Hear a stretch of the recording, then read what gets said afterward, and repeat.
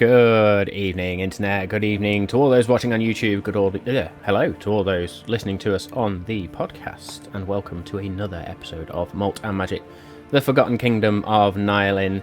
We are still a man down for this week, but it should be the last week for now. And then we'll see what happens. I know Samar's got various things going on with work, but we shall persevere anyway.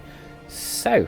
before we get into the game, let's go through the usual shout-outs. So, huge shout-out to Owlbear Radio, which we will be seeing tonight, to Incarnate, to D&D Beyond, to Hero Forge, and then also to the Patreon services that I've subscribed to that provide ever valuable content, so Kassoon and 5e Magic Shop.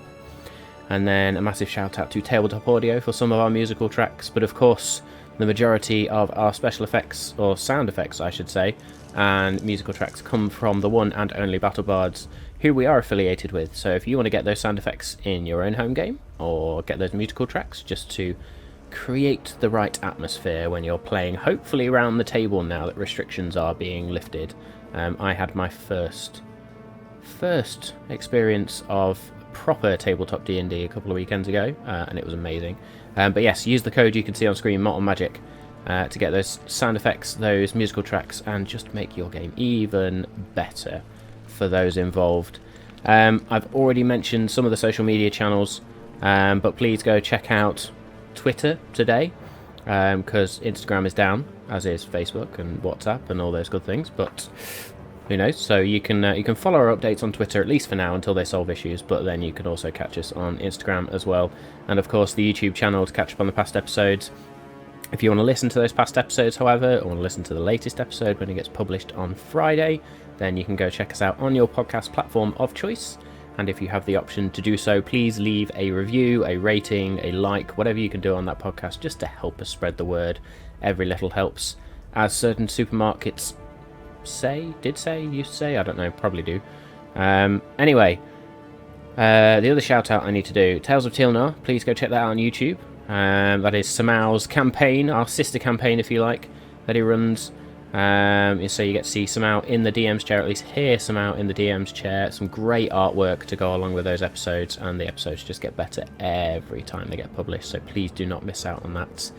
And the final thing for me to talk about is, of course, our ongoing Npc Character Contest. So when we hit 50 followers, when we hit 50 followers, we will be choosing from the 50 followers and picking one lucky winner to create an NPC alongside myself, who shall feature in our game, hopefully campaign 1, if not campaign 2. Who knows, maybe it'll be campaign 3, but who cares.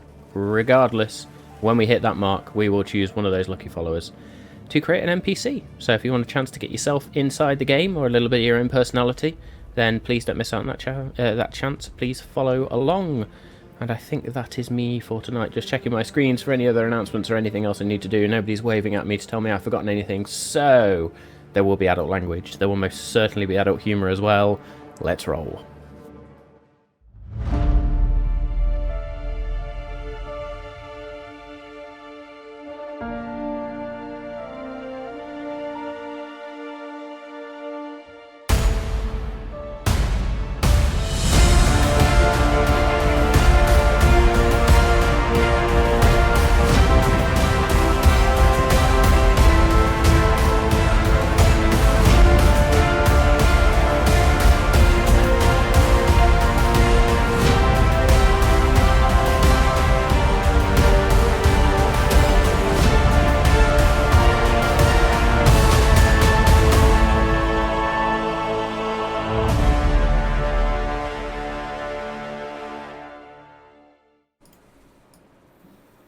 Hello.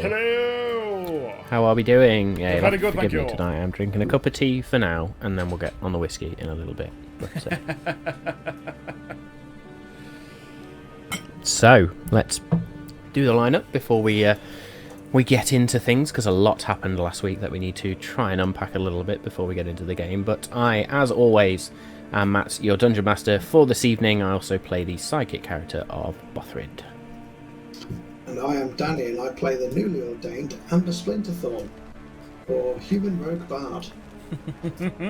So cool. I'm Dave, I play Dargon, the Goliath Fighter Warlock. No new name. Cool. So last, no new name, no, and of course we can see Kirik in all his splendour. That is one cool character token. Hero Forge is amazing. Let's just say it out there. We have done a scene on Hero Forge now. I don't know if did we release that on the social media? We did, didn't we? Of course. You can send it over and I can put it No, up. so if you've put it not on there. seen that and the new scene tools you can get on Hero Forge, then go check it out. It is awesome. It means you can get all your characters and a nice little scene. There's still some backdrops or more backdrops that they could include, but it adds something else. So, welcome back. I'm just reading the chat there. Welcome back, Sane. Glad to have you back. You've missed out on a lot, mate. You're gonna have to catch up. However, last week, we had sort of just defeated the strange giants with like troll-based abilities, which we figured out why they had troll-based abilities on Malt Magic and More a couple of weeks ago, and decided to have a long rest inside. It was a long rest, short rest inside the huge, great sort of chamber that you'd arrived in, having escaped the mines of the Shivering Spine Mountains, and having rested, you then stepped outside where Ander was visited, if you like, by an apparition which nobody else but him could see. And so leading the party, following this apparition, maybe foolish, maybe not, followed it sort of around a little bit of the ruins of Shiverspire, as you now understand it to be, and found a buried door, a buried trapdoor, which took some opening, but eventually got opened, and you then stepped into what was, for want of a better term, a tomb, navigated through the tomb following this apparition, and then found the resting place of the one and only Rimardo. And you had a long conversation with Rimardo, and at this point Gindris and Remley retreated out and back outside, giving you the time to spend with your kin. And it was in there that you discovered not only some new toys, but also a name. I'm not going to say a new name, because it's not new. It is an original name for what became the Hornraven family. So that is now Ander Splinterthorn. Whether he chooses to claim that name fully or not, we will see. But that was probably the big reveal of last week. And then, having sort of looked inside the tomb and grabbed something new and shiny, we then retreated back out into the tomb major, where we sort of have that brass broken throne which looks like it's been moved.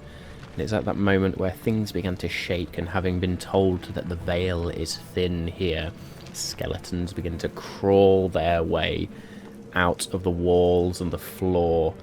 And I suppose that is where we begin today's episode. So, does anybody want to say anything to each other while I quickly drop some map details to people?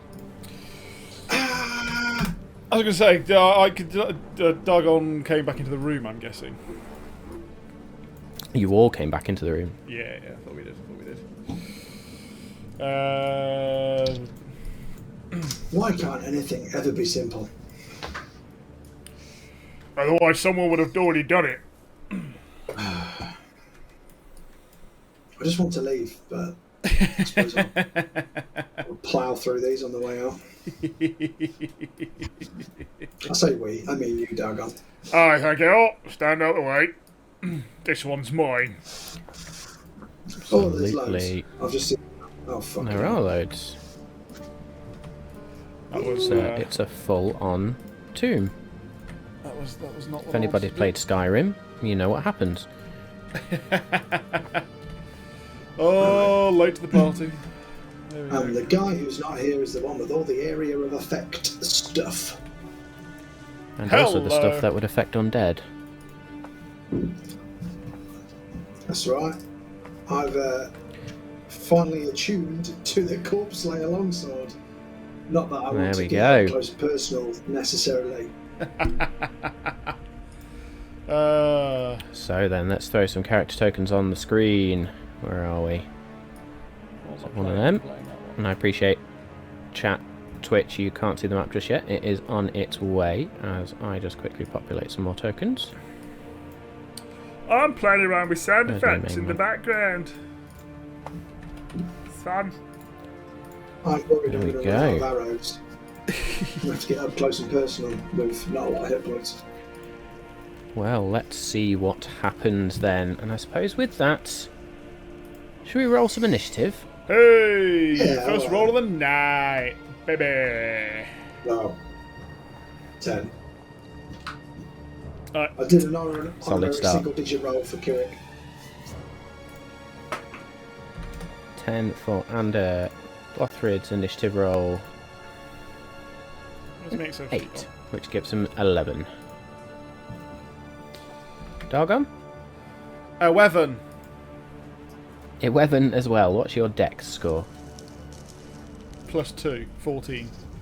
Plus 14 and 14, so you and Bothrid are going to have to roll again. Okay. 12. Well, 20. 12 on the die, so yeah. Never mind, moving on. So we will put you there, and we'll put So do that Bothrid there, there. and Pat de Kirik. Where's Are we that ready big then? thing So on as the you map there? Fucking enter into this room, I feel like we need to get the map up for these people to see before Here we... we go. There we go. And we can probably zoom in a little bit just on this room, hell. so everybody can see everything in all its glory. So we begin then. As you step out into this room behind the throne and you witness over that these various different skeletons have climbed out, but there's 2 distinctly large skeletons in there as well, and it is one of these larger skeletons that is going to walk or move first. You notice that one of them that's got these 2 great horns coming out of it and carrying a huge great axe is going to move 5, Give 10, him permission. 15 to there, and it's just going to wait. Fucking hell. And then it is Bothrid's go, and in Bothrid's style, Bothrid is going to rage. As you just see Bothrid sort of grab the double-bladed quarterstaff and Bothrid will run 45 feet, or he's got 45 feet of movement. It's going to go 5, 10, 15 straight into there. He's going to swing at E to begin with, recklessly, because it's Bothrid. So advantage on that roll, which now has a +10, I might add. Natural 20. Ooh, yay! There we First go! roll of the night for Bothrid, apart from its initiative. Natural 20. There we go. So let's do that one first. I need a On nat E, 20 there's going to be overlay. 11 points of slashing damage to We need E. like And you know, like Mortal Kombat when it goes finish him. We need a critical hit. That's what I was going to say. That's what I need. over here. I need like a stinger that goes over. That just says, like, you know. Yeah. Like so you see Bothrid just run forward, rage, and his first slice just takes the legs out from underneath this skeleton, as he's then going to spin the double-bladed quarterstaff and is going to attempt to stab down, still recklessly.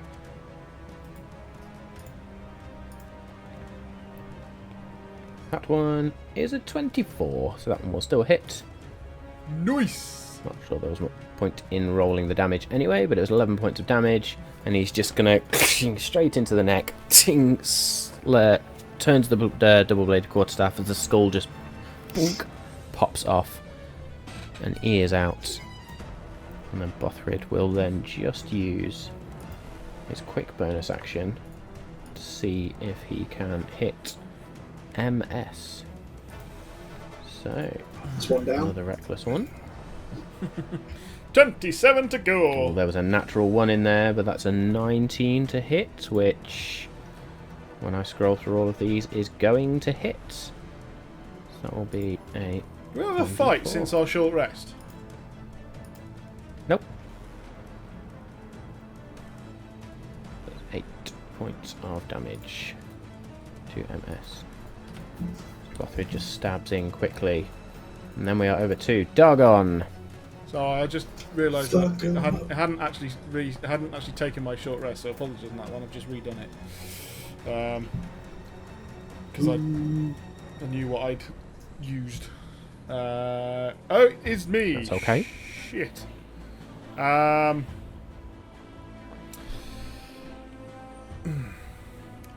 By the looks of, if I look at MS and OS, which one do I think looks the more formidable foe?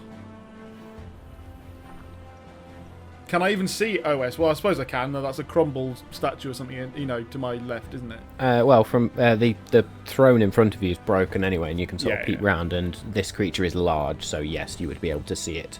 Fine. It's difficult for you to really tell which one would be more formidable. You've probably never come across these foes before. If it helps, Ander is scared of both. Noted. So that's brilliant. Right. So yeah, I'm not going to click on the video feed, and I'm actually going to click on the map. That would help. So 5, 10, 15, 20. And I'm going to slice at D as I go for my first swing with Timiel's Wrath two-handed.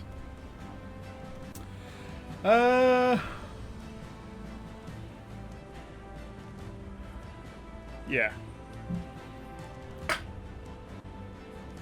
28 to hit. That's gonna hit. D10, D10. That's that one. So that is 18 points of slashing damage. Are these by any chance fiends, or are they just undead? They are undead. However, as you slice into D, you literally are running past, you pull out Timiel's Wrath and just slice through this skeleton, which just becomes a pile of ash and bone and dust. Sweet. Essentially drive-by. It's a full-on drive-by moment. So as I do, I then move another 5 feet, and I will fainting attack with my... yeah, fainting attack with my bonus action. So that gives me advantage on hitting B. Mm-hmm. Which is good, because there was a natural 1 in there. That is 26 to hit. 26 will indeed hit. And giving me 27 points of slashing damage to B. 27 points of slashing damage as you sort of step to the side and then just stab in through the eye socket and watch as the rest of the skeleton just crumples down. And the bones just clatter along the floor like dice in a wooden dice box. Nice. And as my final 5 feet, I would like to get up to there, next to C and OS. And I kind of feel like those first two, as you say, were passing swipes, and I sort of stop or slide or come to a stop and just look up at OS to be like, "You're mine, pretty." I've just got images of Dargon doing like an anime run with the sword behind him, and just slicing through him as he's dashing. Yes. That's what's happening in his mind. So all you get is this ching, ching, and then he's there and just... Yeah, they crumble behind him and he's like, "You're mine, pretty." Absolutely. And this huge great thing is just going to look down and...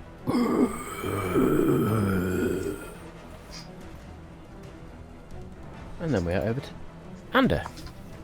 Hey, so Hey. I will immediately cast slow on C, OS, O, N, and M. 1, 2, 3, 4, 5. Okay. And That's a lot of rolls. hang on, I can fit another one in L. So I can do up to 6. So that's a Wisdom 17 saving throw from them all, please. So let's do the skelly tones first. Skelly bobs. So you say C, Wisdom saving throw, yes? Yes, please. 12. Boom. 1 down. Exactly the same again. So we're going to do the usual. In fact, I'm going to put slow in purple to show that it's a sort of bardic effect. I like it. Oh, also failed. What's the DC, just out of curiosity? 17.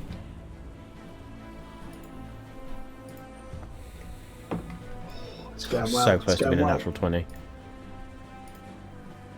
But it wasn't.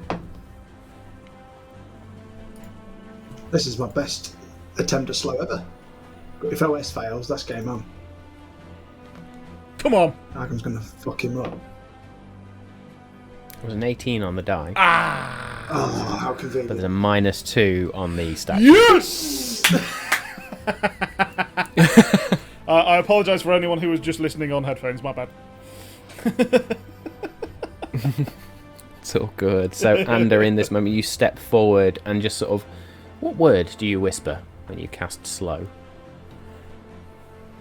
I don't. It is Word.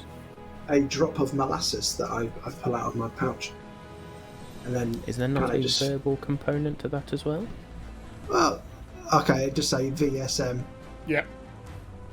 Verbal, Yeah. somatic, Alright. and material. I will so. say slow in Elvish, Nice. which I don't That know works. what that is. So you But I bet do it sounds cool.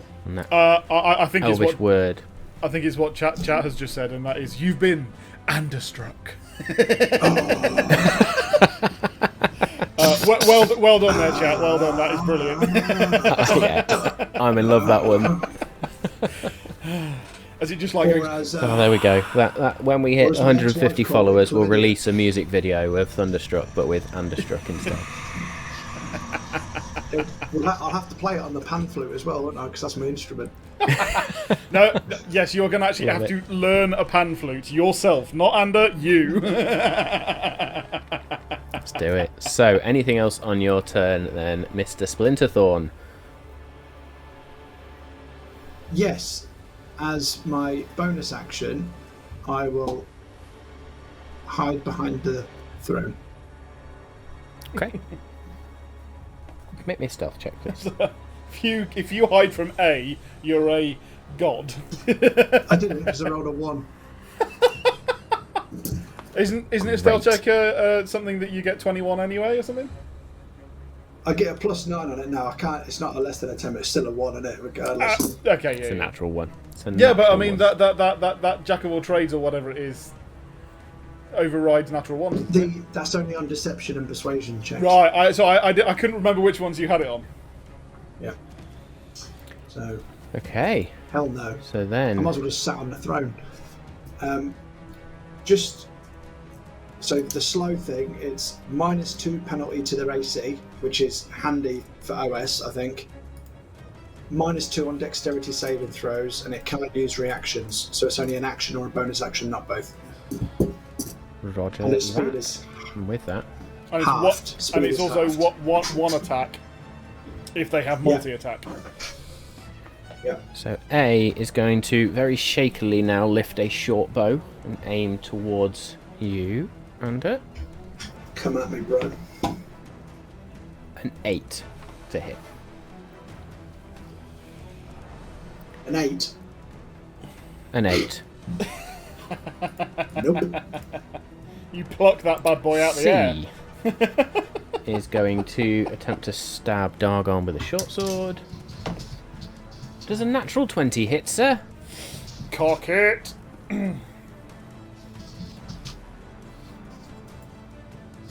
That is going to be one of them. That will be 6 points of piercing damage. And what other effect am I going to get from this sodding sword? Nothing. Oh, good. Nothing. F is going to move 5 feet and is going to attempt to attack Bothrid, and that will be at advantage. Ooh, that one's cocked. So that was an 18-22 to hit, which will hit Bothrid. So that will then be one of them. Ooh, full damage, max damage of 8, halved to 4. Bothrid is raging. What's There he are on a lot now? of them, but they don't do much. He is on, 112 out of 144.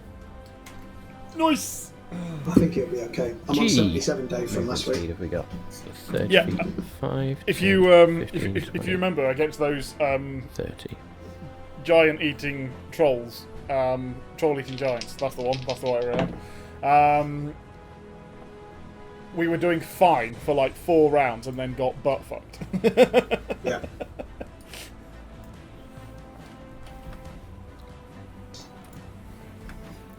Okay, so a 19 is going to hit from G. That is a short bow attack, so that's going to be one of them. 6 halved to 3. H. Ooh, where's H going to go? 5, 10, 15, 20. I'm trying to plan the next turn, but all I can think of is thunder. 30 to there.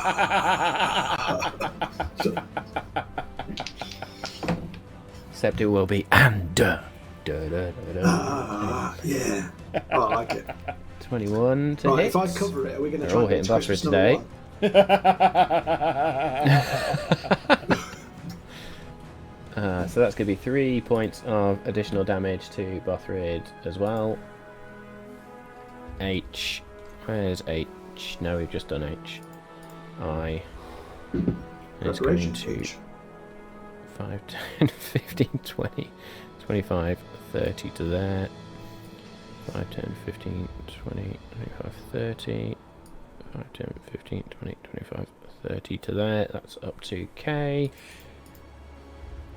Now, with slow, how does that affect the movement? Half The speed. movement speed is halved. Halved. 15 feet then. Mm-hmm. 5, It's amazing how 15. tempting it is to just 10, Clean. 15, clean these up. It's like, 15. but should we, you know, but I've always been that I need to concentrate on the big boy. You know what I Yeah. mean? It's like, literally just, I could hopefully action surge and take 4 of them I out. think I could take a hit from the little ones. I don't think I could take a hit from the big boy. So Yeah. feel free to take him out. Well, speaking of the big boys, Here we go. OS is holding this huge, great club and is now going to lift it and swing it down towards Dargon. Towards C.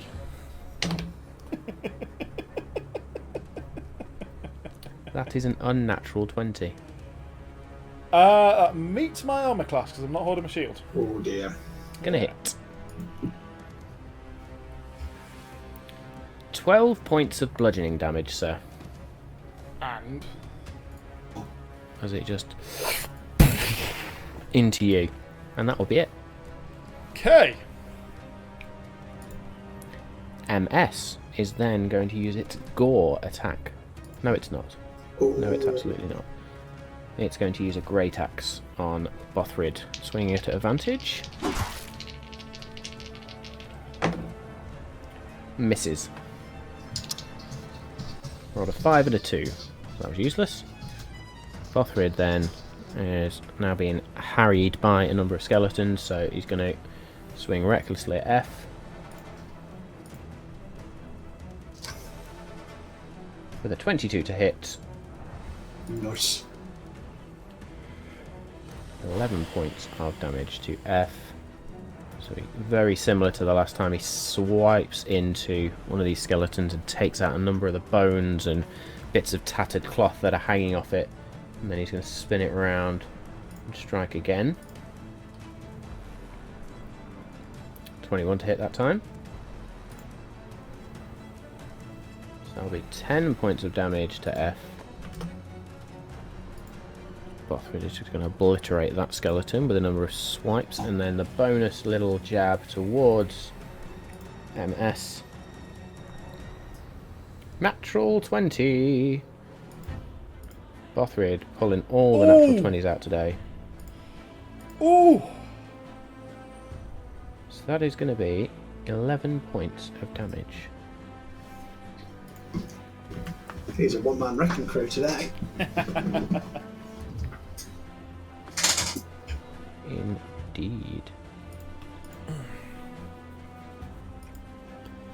Okay, then over to Dargon.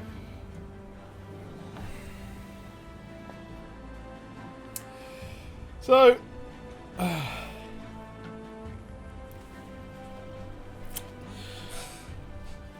Dargon's looking at OS.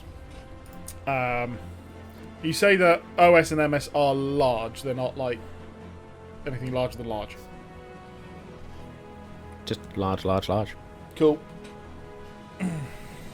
After Just feeling large skeletons. After being cut like that, and not feeling much more than just what happened, he's gonna growl, and as he does, Growl. lift his kilt up, flash his balls, and make his move. Gets cut, and he's like, ooh. No. So you went from being a really cool anime character to Austin Powers in 3 seconds. Yes. We're all Ladies for and it. gentlemen, Dargon. As the spotlight appears. So he's gonna get cut from these, and it's sort of this sort of and as he does that, he is going to transform with his bonus action into a hybrid werebear. Oh, we haven't seen this for ages. We have not, which means a quick token change. Yeah. So while you do that, I'm also going to override my AC. My AC is now lower.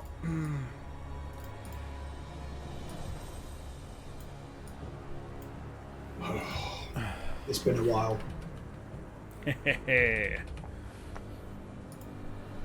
Sweet.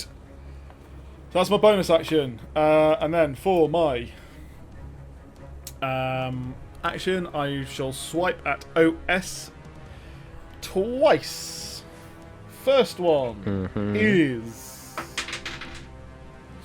shit at a. I say it's shit. 17. Still gonna hit. Whew! Thank God for that. Rolled a 4.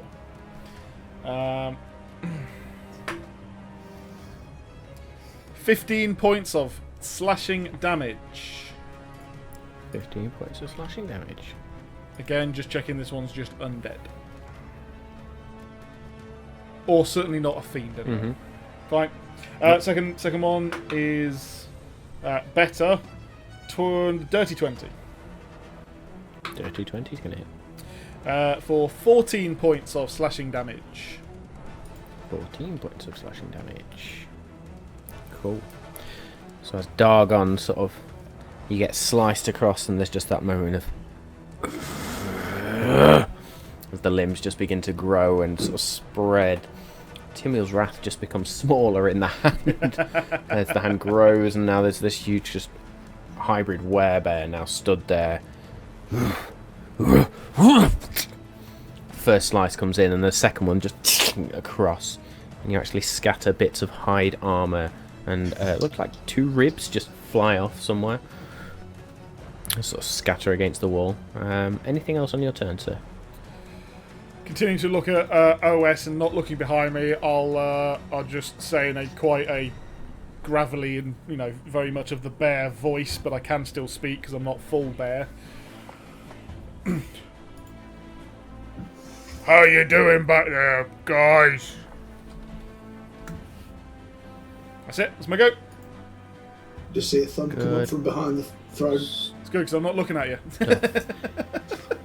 Now I need to make wisdom saving throws for all of these at the end of their turn, don't I? Aye. Which should have been after you, so that's fine. Okay. Well, that one's going to fail. C's going to fail. O's going to fail. N's going to fail. I's going to fail. M's going to fail. OS definitely fails. All still slowed. And with that, over to you, Ander. Because I've not got a lot of arrows left, I think I want to conserve them. So I'm actually going to use my Vicious Mockery cantrip on MS. On MS. Which again is another wisdom saving throw of 17.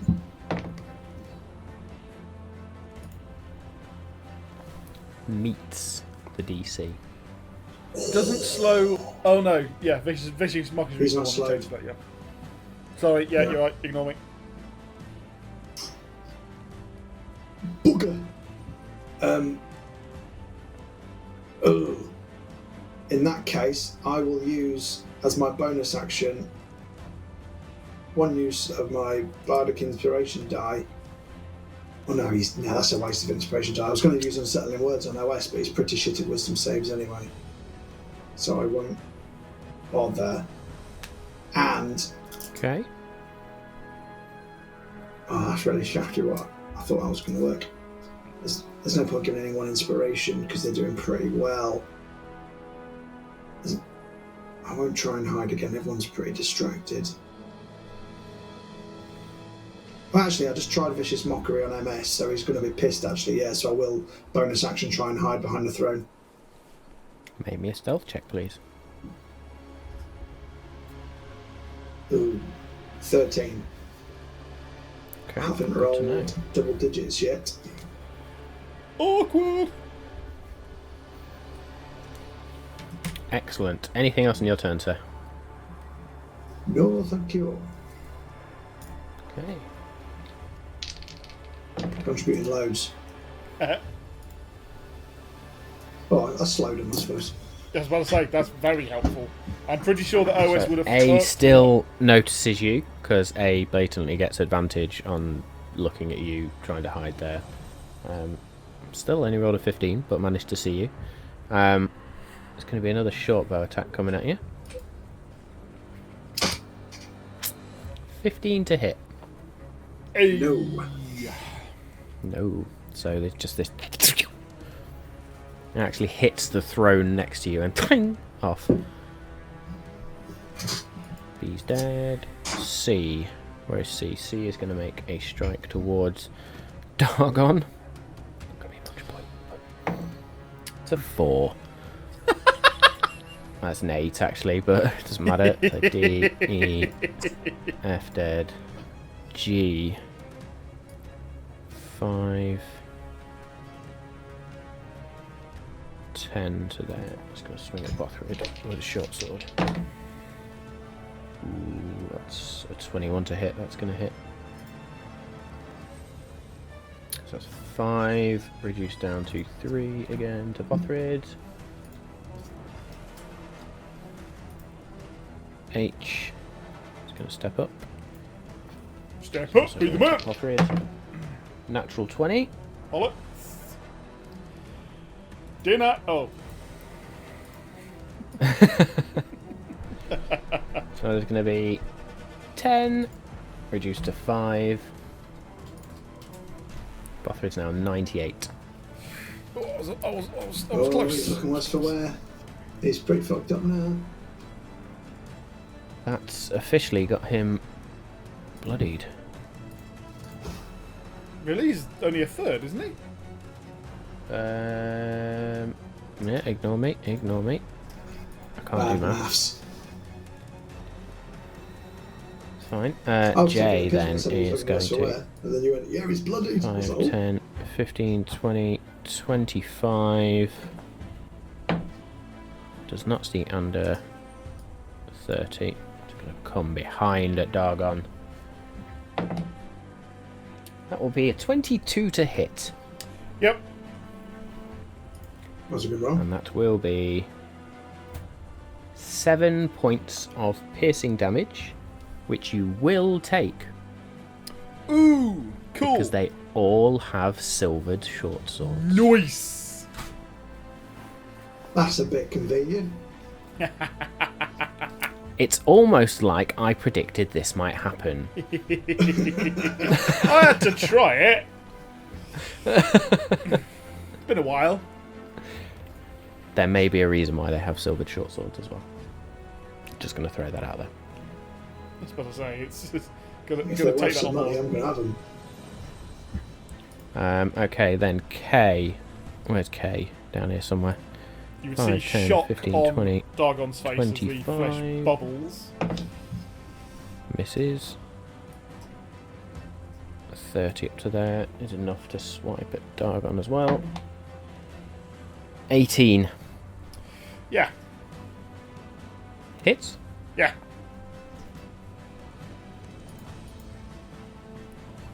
That is going to be full damage. That's 8 points of piercing damage. Again, this silvered short sword just into you.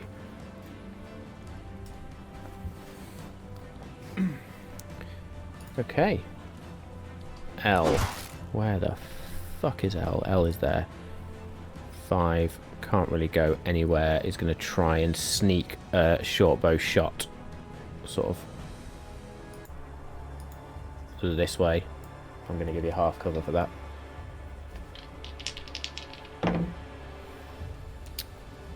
It's not going to hit. It's an 11. M. What is M going to do? M could fire over there. Natural 20. Bollocks. They silvered arrows, though. That's There's going to be 7 points of piercing damage, which will not have any effect. Hey! Okay, that's just the question. As it fires the short bow. N is just like... N's going to try and come the other way, I think. 5, 10, 15. And then... O. 5, 10, 15. What was your stealth check? 13 meets that. 13. It's gonna, as it steps around, it's gonna notice Ander behind the throne. It's gonna attempt to fire a short bow in his direction. Gonna miss with an 11. Have you done your wisdom saving throws at the end of their turns? I'm gonna do them all just once we've done these round of round of combat. I'm gonna do it right at the end. So then OS is gonna look sort of you dead in the eyes now. Dargon, with you being at the same height as it, and it's going to swing this great club. That is a natural 20, and that is really going to piss me off. I really have got a lot of natural 20s today. That would have been 25 points of bludgeoning damage. Nice. Oh, but it's just a club, isn't it? But the great club is not silvered. Ah, yes. Nice. Okay, let's do some wisdom saving throws. So, nope. Nope. You know, I forgot the one Nope. guy, C, when he missed me, I could have done something, but never mind. No longer slowed. No.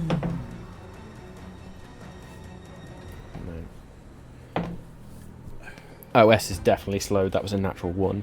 Yay! Thank God for Which that. puts him on a -1. Mm. Okay, and then we are back round to the top with MS, who is going to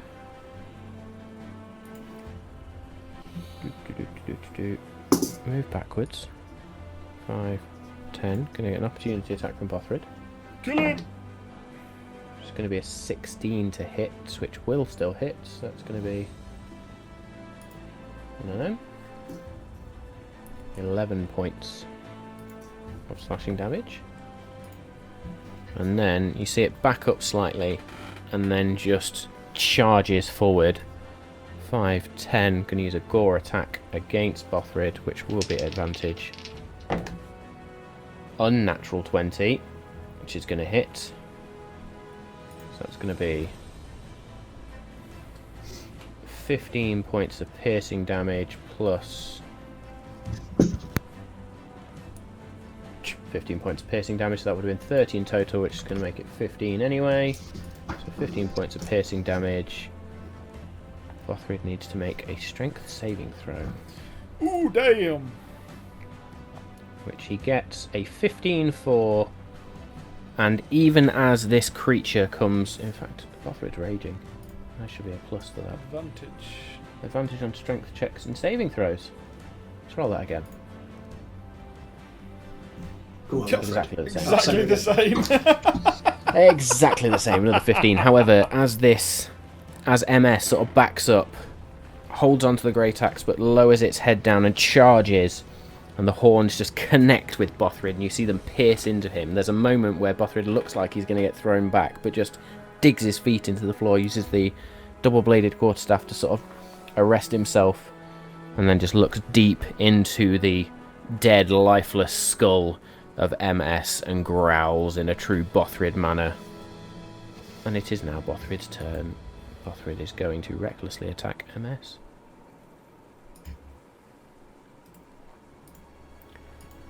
Here it comes. 23. So first one hits. Natural 20. How many natural fucking 20s do I want to roll tonight? Woo! So, we'll have one of them. That's going to be 16 plus 8. 24 points of... 24 points of slashing damage. Bothrid's then going to use his quick little bonus strike. That was almost another natural 20. Oh, look at that. It doesn't crit on 19, does to it? hit, so that will be an additional 6 points of damage.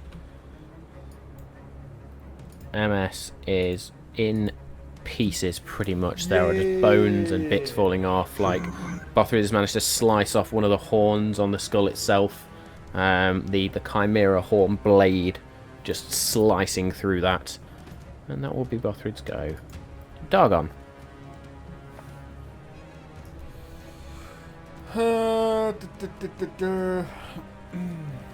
Will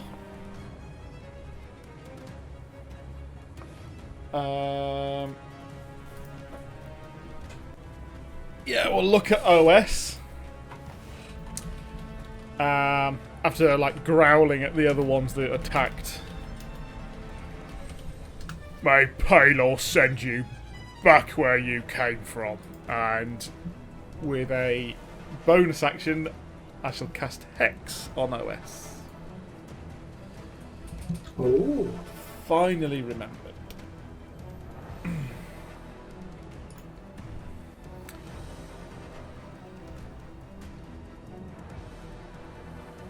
I do not have a hexed condition token, unfortunately.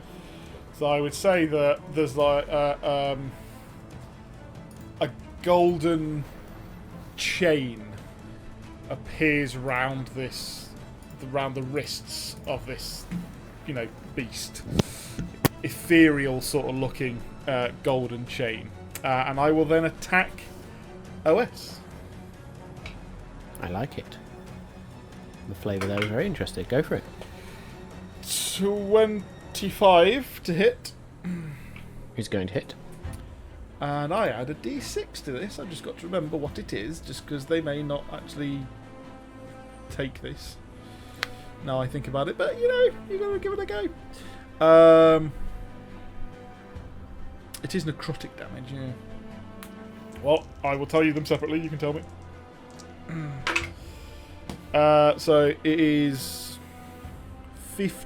nope, more than that. 17 points of slashing damage. 17 points of slashing damage. 3 points of necrotic. 3 points of necrotic.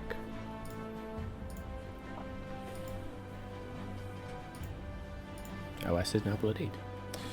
And Or then, well and truly bloodied with that strike, I should say. nice, attack again. Go for it. 25 to hit. Yes. And 16 points of slashing, 3 necrotic. How would you like to do this?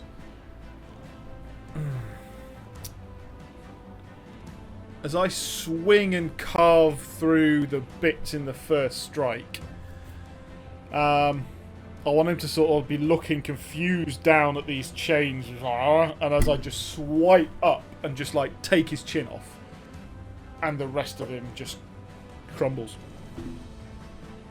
Cool, so it does distract OS for a moment, holding the great club just sort of... And that's it. OS just falls down. Bones scatter everywhere. Bit of playtime. OS is out of the fights. Anything else on your turn, sir?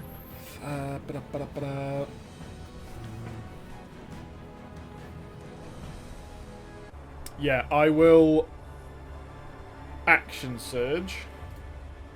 Okay. Turn round to J and attack. Go for it. Let's see if my unusual way action surge I miss. Let's find out.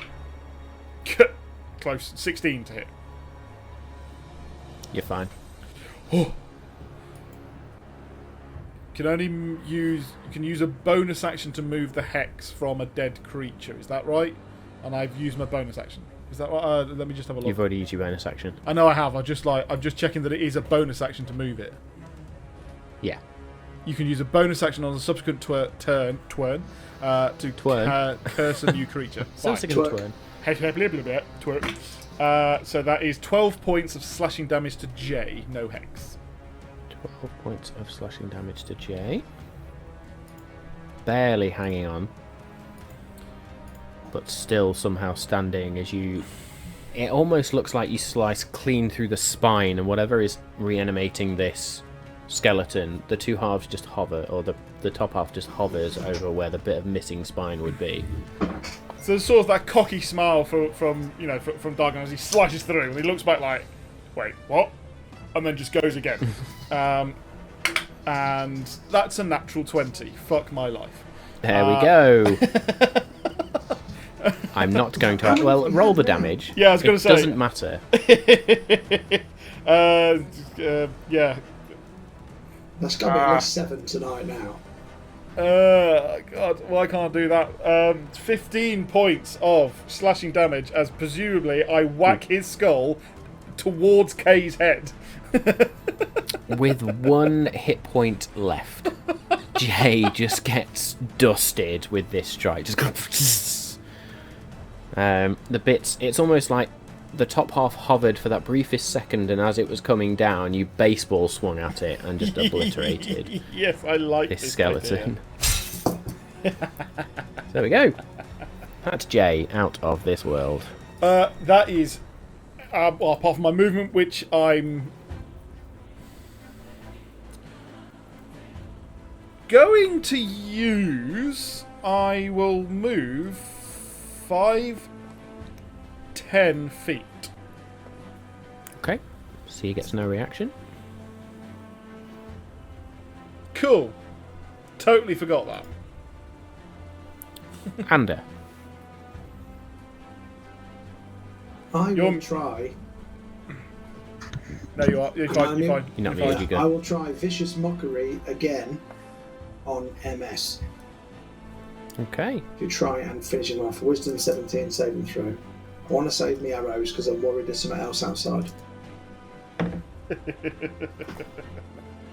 2. Boom! 3d4 psychic damage. Oh, they were fucking... I got 2 1s and a 3. 5 psychic damage. That was garbage.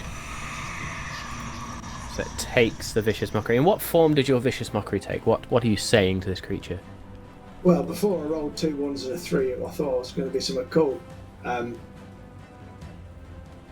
do I want to say to him? Your bones will become dust. Nice. No, that's nice. That's not a mockery, really, is it? No.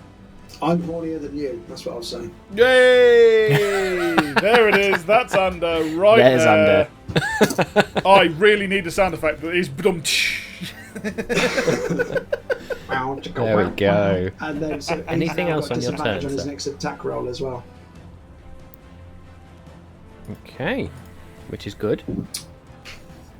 And I will stay put because I seem to be coming away quite unscathed. Yes, they descend okay. on Ander. Yeah. So A is going to attack Dargon. That was my That's plan. probably not going to be enough. That is a 15 to hit. Just misses. Just misses. Meaning C. I take my Gonna step reaction at him if I 5. may. Okay. Yep. Riposte. So I shall use my superiority die, one more. Hit him with a whatever that is, 22.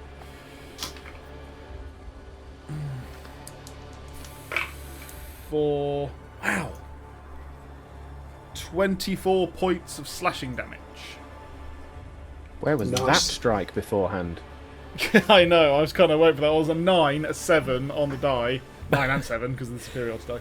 Yeah, that worked. So with this silvered short sword, A just lunges forward, and you literally sort of step to the side and lop off the head with your riposte strike. A is gone. C is moved 5 feet up and is then going to use its action to attack. With a 2, that's going to miss. D's dead. E's dead. F's dead. G. G is going to attack Bothrid. Same on the dice both times, I think. Oh no, there's a 9 in there. 9 and a 6. So that will be not enough. H is going to attack Bothrid.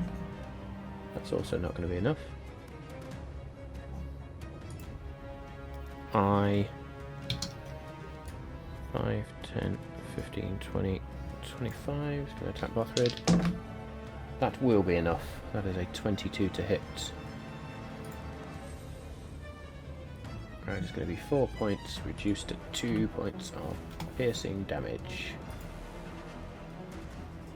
Where are we? We're then over to J, who is dead. K is going to attack Dargon. Ooh, that's an 16 to hit, sorry. 16. He's not here. Dave's gone, but I think that hits his werebear form, doesn't it? Let's have a look. Well, he's gone, so if you wanted to hit it, it hits, doesn't it? I'm not that cruel. Hit the wrong bloody button on the stream deck there. Oh, 16 is his armour class, so that meets. What? That was well remembered. You're dead, Dargon. 16 meets your armour class, doesn't it, sir? Yeah, unfortunately. Okay, so K is going to strike you with 6 points of silvered piercing damage. 6.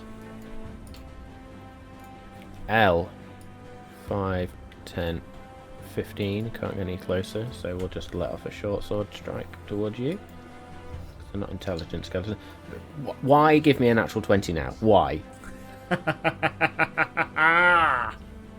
a fucking waste. Would have been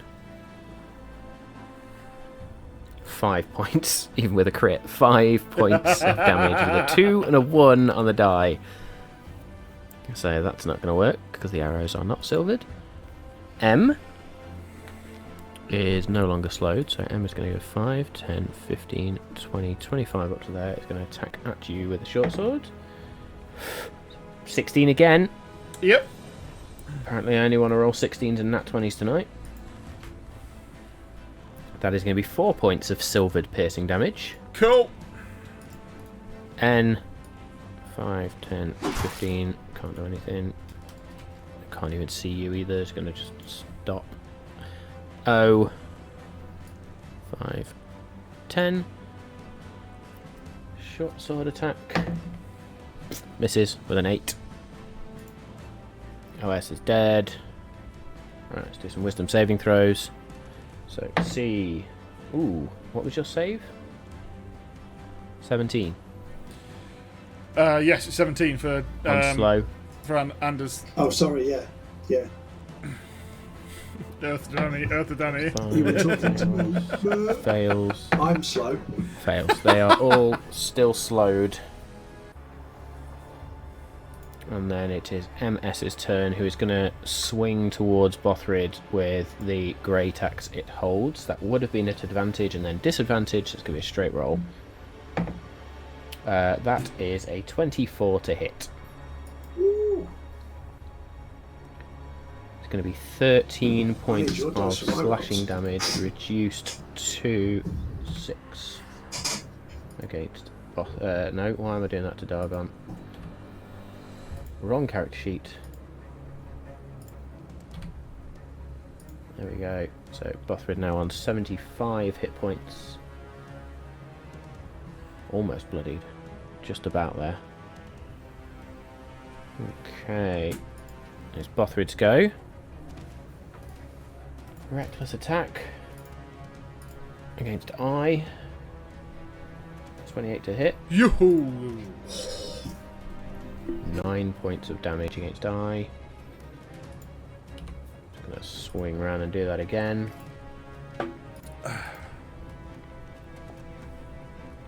22 to hit. 11 points of cannot damage fail to I. tonight. Every roll is golden. And then he's going to use his little bonus strike to recklessly attack into, or stab into H. 28 will hit.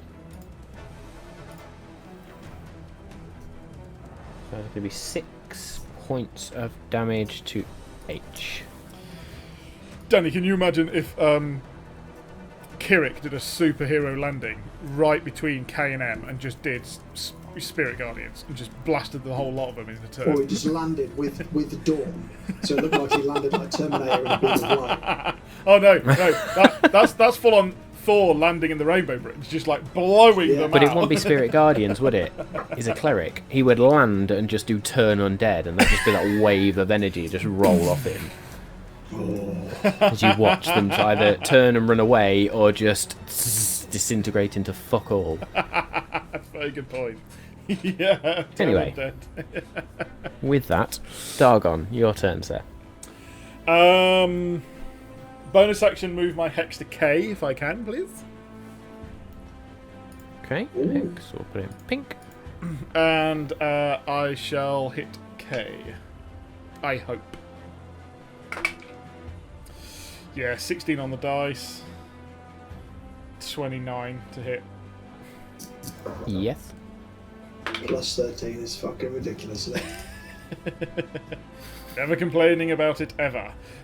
16 slashing damage. You 3 just obliterate K. 3 necrotic. Because, yeah. I'm going to put that one away because that keeps rolling 3s and that's annoying me. I want a little more than that if I can. Or less. Just anything other than a 3, to be honest. So then can't move it again. So I will... Sorry, it's funny. I shall then hit M, I hope. For a dirty 20. That will hit. And... I'm not actually sure you can miss, to be honest. Well, with a natural 1. That's the only reason why I'm rolling. Yeah. Per 17 points of slashing damage. As you obliterate M. Nice!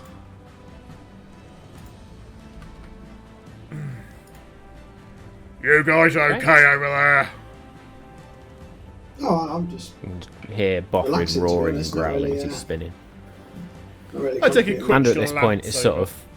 Make sure they're not Andrew's just started a campfire, he's got the tea on the go, he's frying some bacon. I'm playing Mahjong. As I'm thundering Playing around, hangman you- with himself on the yeah, back of the throne.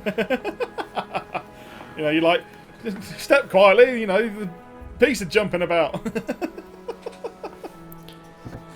So, Vicious Mockery, the effects of that are now gone. Andy, your turn. I will.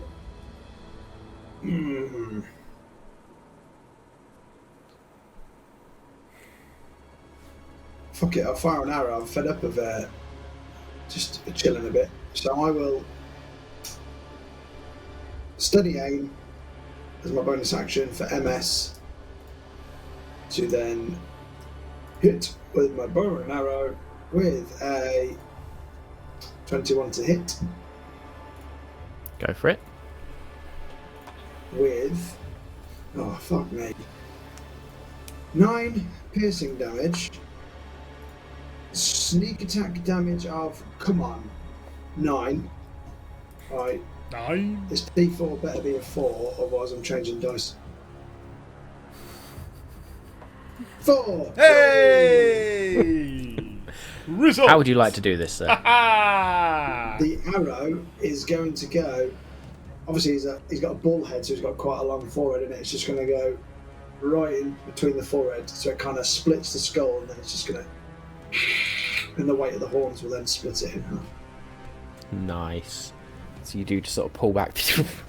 The arrow flies forward, strikes dead true where you're aiming. The skull just sort of just like almost splits and explodes out.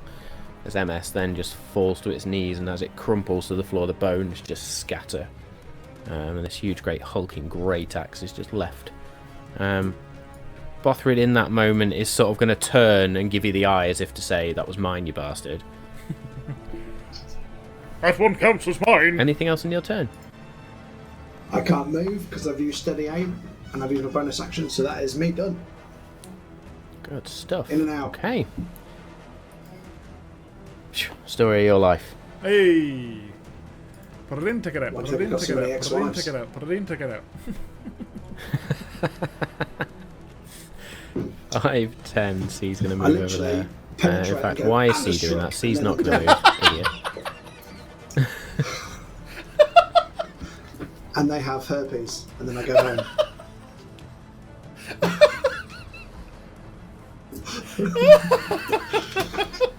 I'm not sure we can recover from that one. Right. C is going to attack Targon. Fucking hell. That's going to miss. That's a 9, 10, 11, Can you tell the whiskey's kicked in? 13. It's good, it's good. D's dead. E's dead. F's dead. G. Where is G? G's going to attack Bothrid with advantage. That is an unnatural 20. That will hit. No, it's not. It's an 18, which will still... No, it is an unnatural 20. What am I doing? That'll be 8. Reduced to 4. 4 points of piercing damage. Just double check. Cool. H is also going to swing at Bothrid. What's that?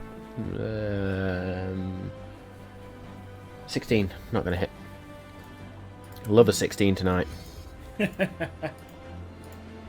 then L. 5 feet step up. It's going to attack Dargon. Misses. Nice. M is dead. N. 5, 10, 15. He's going to attack Dargon. 16 to hit, sir. There it is again. Yes. That's going to be 4 points of silvered piercing damage. And O. Misses. Oh dear. So now we're going to do some wisdom saving throws. Fail. Fail. Fail. Oh, you bastard. 17 on the die. Fails. -1. 16. Bothrid is just going to swing away. Still reckless. Because it's doing him some good. 28. First one's going to hit on H. That's going to be 10 points of damage against H. H is dead. Bothrid just cleaves straight through it. And almost like a scene from Abraham Lincoln Vampire Hunting, where he's spinning the axe around. Slices through one, spins it, and then goes to strike at G. I literally forgot that film existed until you just said it. Love that film.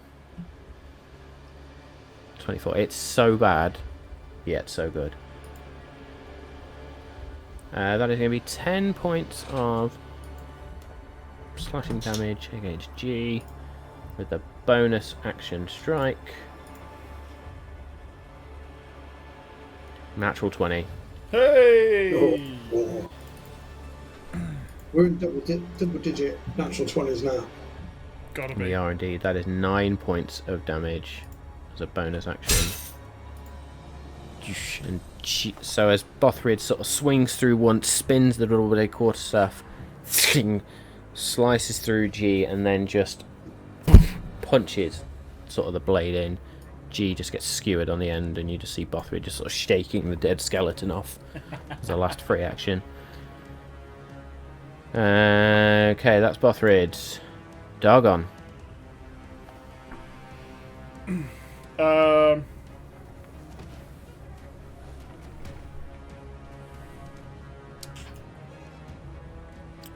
Who's above N? I? L. L. Bonus action Hex L.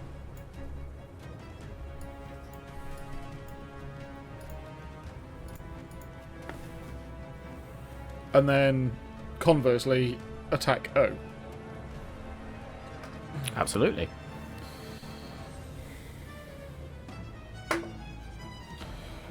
Uh, 32. That was 19 on the die. No, it doesn't hit. It just fucking doesn't hit. I don't want to see the creature that doesn't hit.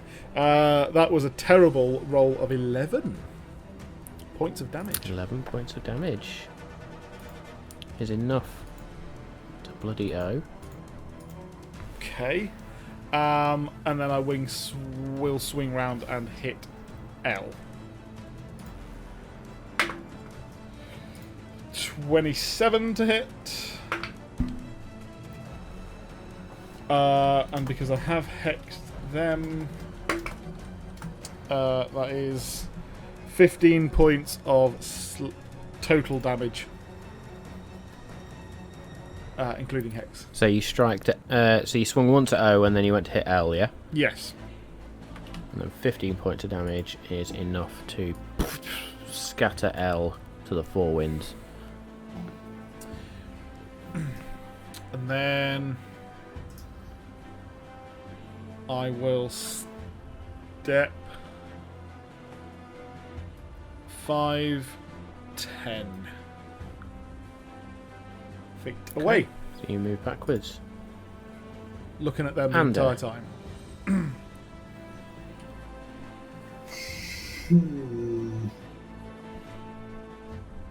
I will potentially do something reckless, and I will It's about time I did 5, something a bit 10, reckless. 15, 20, 25, and I will Nice. cast Earth Tremor at second level. I haven't used this for a while. Nice.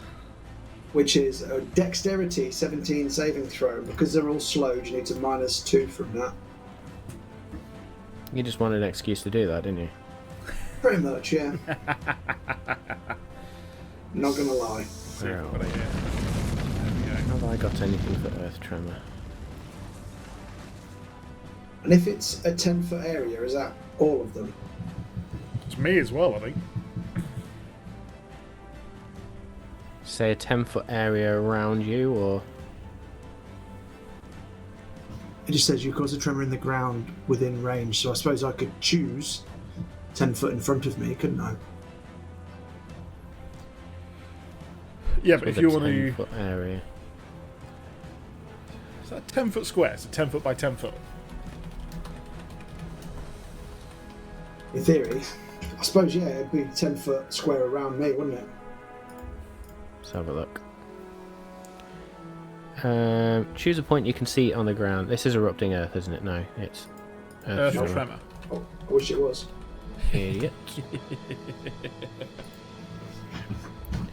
You cause a tremor in the ground within range. Each creature other than you in that area. So it's dex saving throw. And it is just 10 feet. It's 10 feet within you then. So it's a 10 feet area around you, basically. 10 foot square then, so that will hit diagram. Did I use 25 Well, feet of movement? 10-foot circle, really. But Yeah. Still hit me, it's fine. yeah. So it's a dex Yeah. saving throw for OC, N, and Dargon. Aye. And you said it's a -2 for all of their dex. All the saves. slow people. Dexterity saving throw. So- Everyone except for Dargon.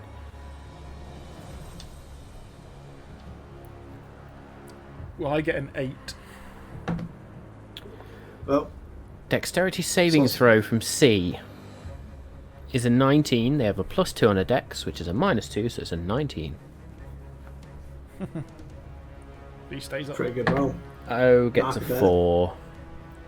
And N gets a 5. So C is So, unaffected, I 5. believe.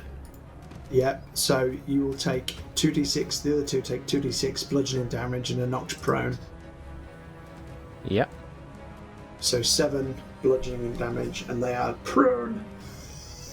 7 bludgeoning damage to O, which is enough to kill it. The ground just sort of shakes beneath O, and it just sort of stumbles and scatters.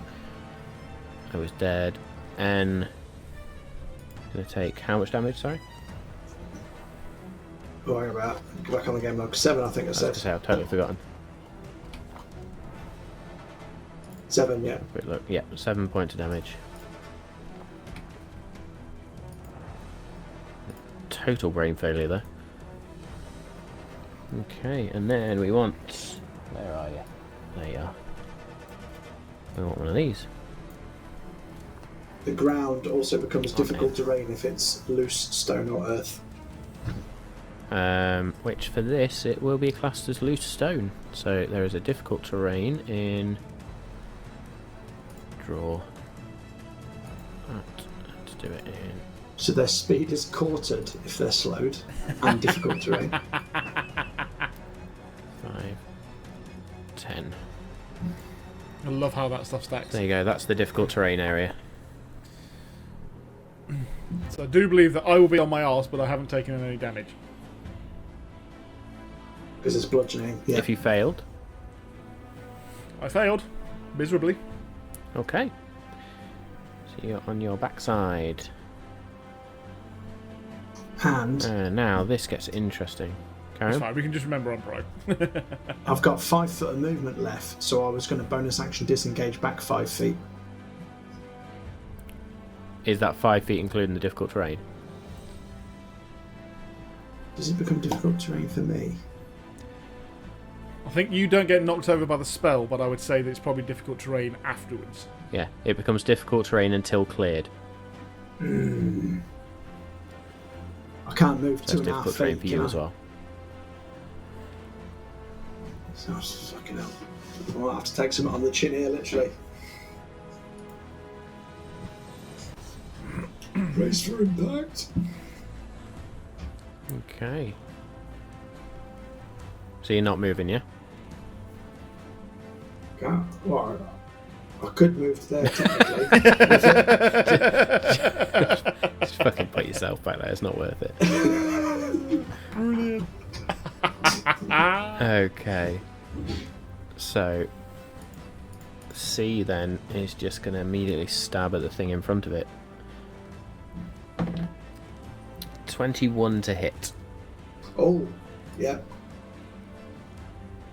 5 points of piercing damage as the short sword just bites through your leather armour and into you. Oh, that's not too bad. Could have been worse. And now for the fun bit. N, with a quartered movement speed of 7.5 feet. And it's got to stand up to use half of that again. I ain't going anywhere. Well, no, so it's half its movement speed for slow anyway, so it's 15, so it'll be 7.5 feet left after it's stood up from being prone. And it's just gonna fucking stab at you. It can't even get to me. Well, No. it can, because it's It's only difficult 5 feet of terrain as movement well, to get to remember? you. But it's difficult It's terrain, difficult and it's terrain only as got well. 7.5 feet. He's got You are right. 3.65 feet of movement. Literally can't. Out of Stab 30 you. feet, it There you literally go, can't leave a that would square. That's gonna miss. That's However, we get some wisdom saving throws now. So stunning. That is... both of those now are no longer slowed. I got a nat 20 again, and an 18 on the die, which would have meant a 17, so it meets. So they are no longer slowed. Fucking typical. My despair as a DM. We are over to Bothrid. Bothrid is just going to calm down from his rage, seeing what's going on for the first time ever. And just watch. Sort of control the inner beast. Bothrid is going to go 5, 10, just to be on the safe side. And Bothrid is going to hold his action. If any of them try to run, he is going There's to throw going to be the a javelin lightning of lightning. javelin go through them. Dargon. I'll stand up with half my movement. Okay. I'll move towards N. Sorry. Bear warning next time. As I slice into N. Okay. Roll The hit, swing please. 2 will go through into me. Dirty 20. Yeah, I think that might hit. Blech. Nervous. 13 points of slashing damage. How would you like to do this? While talking to Under, I don't really look. Just swipe and just take him out. Not really looking. It's the no-look pass. Just like, what are we doing today? And it's out. So, yeah, as you stand and sort of, you could have warned me. That's it. Ends out. And then I'm going to do something that I there's like a 50-50 chance it's going to completely miss and fail, but I'm pretty sure that my action economy lets me do this. If I have to even drop Timiel's Wrath, I will, but essentially use my bonus action to get my hand axe out. You've got a free hand, don't you? Yeah, and just lob the hand axe at C, standing where I am. So that Which is so is- tall as well, it'd be like a volleyball spike, it'll just come down from a height. Oh, so nearly a natural 20, but it was a 27. So that's quite cool. Bear with me. Yeah. Holding off. So I don't think you have two-weapon fighting, do you? No, hence the fact that I said I would happily drop the Swap sword it. to do this. Yeah, Sort you of. are going to have to drop. It'd just be like a swipe up, dig it into the ground, sort of, just, not really caring about where the sword goes, to pull out the hand axe and throw. If we get ambushed, I'm fucked. This is wave 1 of 10. Let's just double check my rules on this one. Next round, witches arrive. Yeah. Ignore me. Two-weapon fighting doesn't even come into play here. Okay, cool. It's you'd use a bonus action to attack with that one in the offhand, but you get a second attack anyway, so it doesn't matter. You just literally pull out the hand axe and throw it, Sweet. which I believe hit. Yeah, and hits for maximum damage, 12 points of slashing damage. This hand axe strikes and lands into this sort of clavicle of C, and somehow C staggers a little bit, but then just sort of is still up. Hand up. Can I have my hand axe back? It's all yours.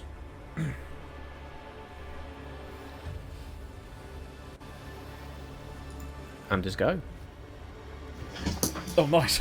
As I'm quite up close and personal with this guy, I'm kind of just going to not really know what to do with myself in melee range for now, but I know what the Corpse Slayer sword does now, so I'm kind of just going to bring it out of its hilt on my side, but as I bring it out, then just come up with it like that, so I like uppercut him with the sword.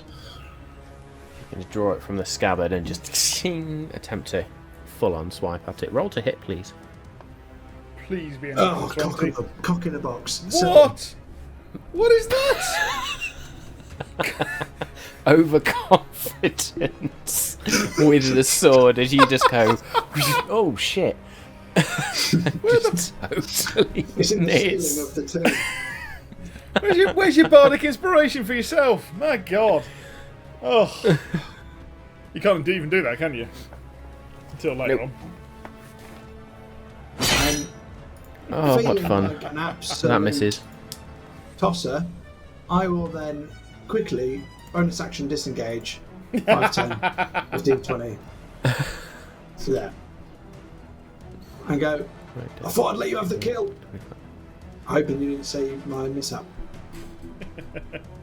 Okay. What a douchebag. What was that? Hey, where are you See going? with its very slow, That's actually shambling, cool. stumbling walk is going to step closer to Dargon and is going to attempt to slice at Dargon.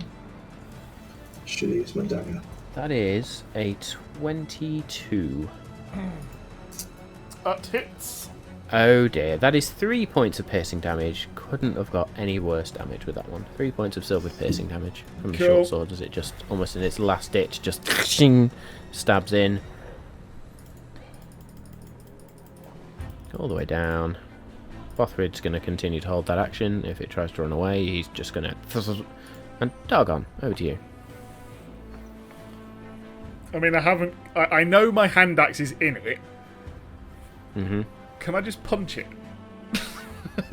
Yeah, if you can certainly try. I can certainly try. I certainly can't. That's a natural one. Fuck me. Oh, man alive. Dargon in werebear form just goes to punch as this skeleton just... Whoop. I was about to say trips up or something. I'm like, fucking hell.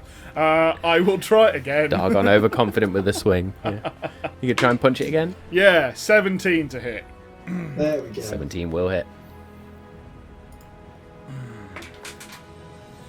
8 points of bludgeoning damage. And you notice as you then come back with the other fist to strike that this attack does a lot more damage than you were planning on, as the bludgeoning effect and scatters bones. You finally discovered the vulnerability, and on the last one, C is out, and we are out of combat. I turn to Andor as I pick up the hand axe, and I'll say, I didn't see yours if you didn't see mine. Mum's the word.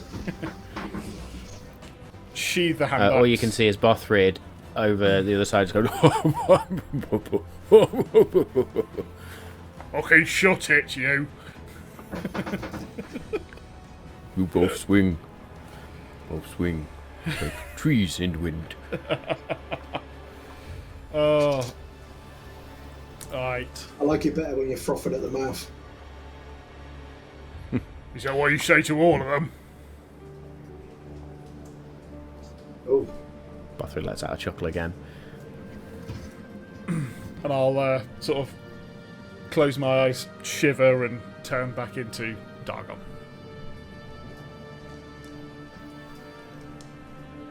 Cool. So you shift back into Dargon form, and you'll sort of make your way out of the difficult terrain, which I'm assuming you're not going to spend any time to clear. No. no. No. Cool.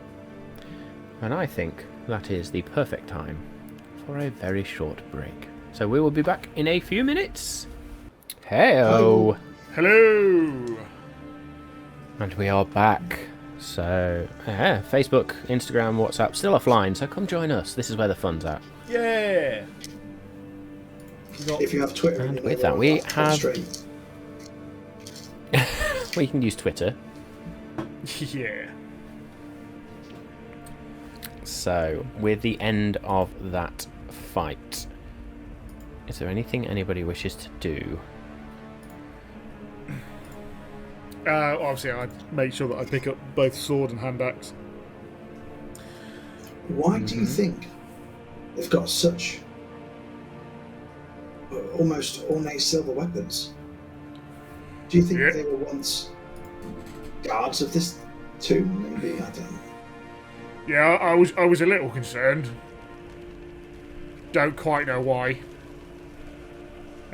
Does That surprised me. Oh, but Ando, they weren't your family, were they? If so, I'm really sorry. to be honest, I don't know. I contributed to their deaths, so you know that's on us now. Nah, Yeah. I doubt it. Okay.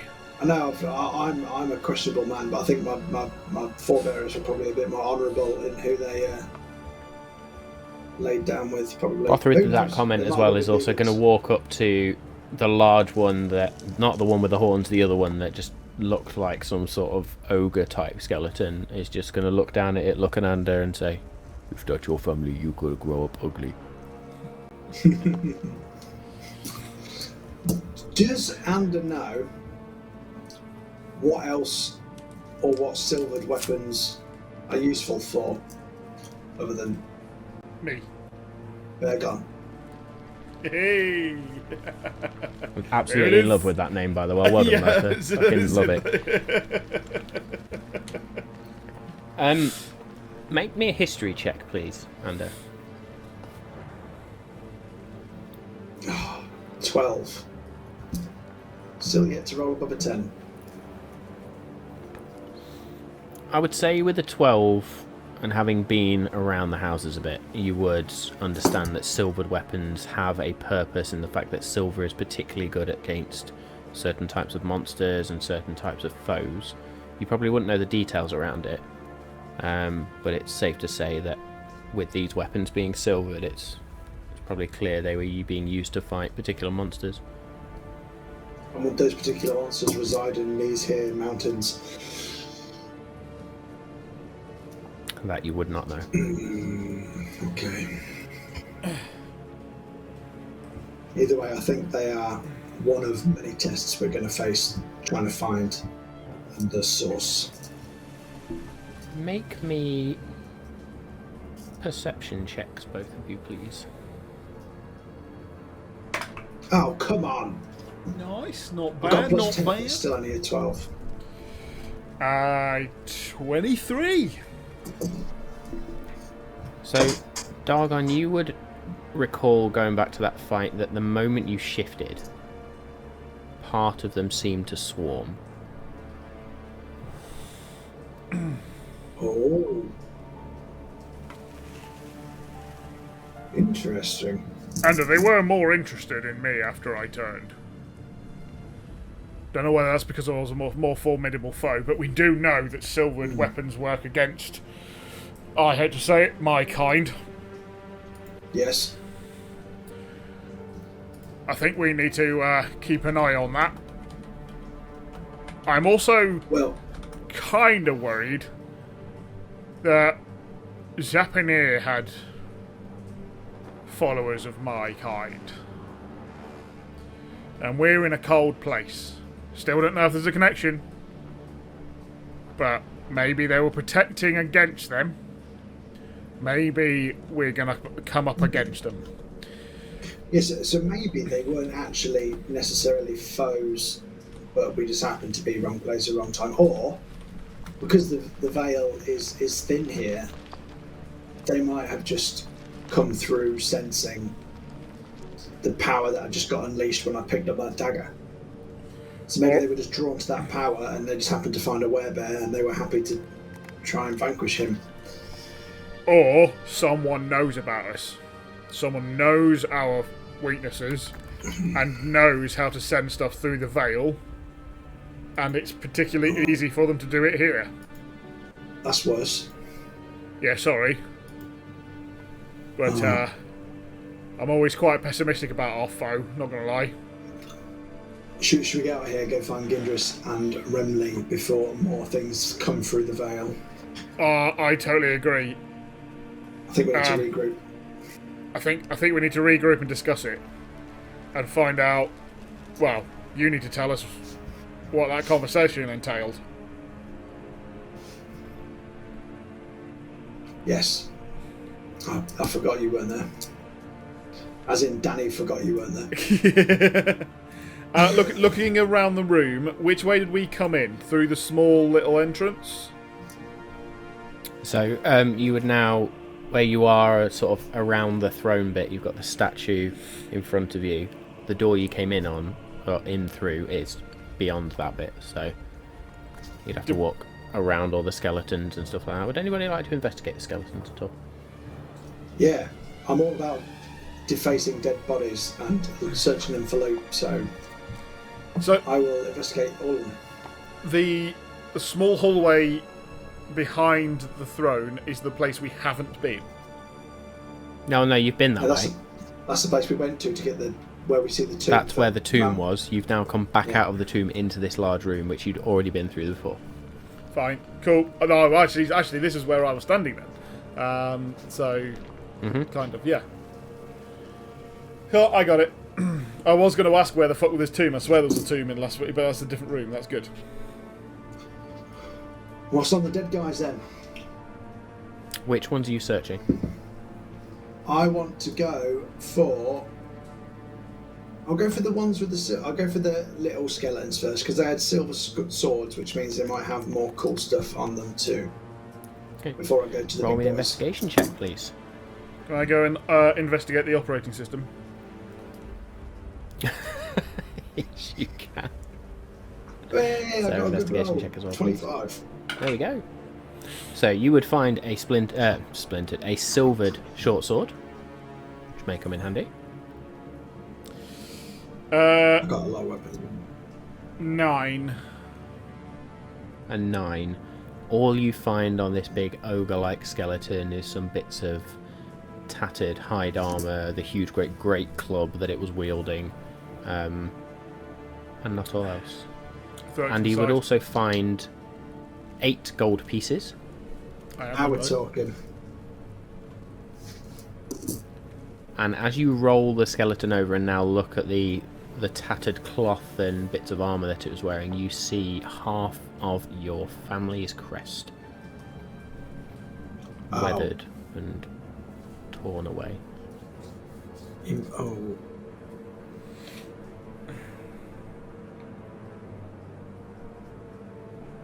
I think you might have been right, Dagon. My family crest is on their armour. I apologise in advance, even though it's not in advance. But sorry. Now, obviously, they were just. Do you think they were guardians?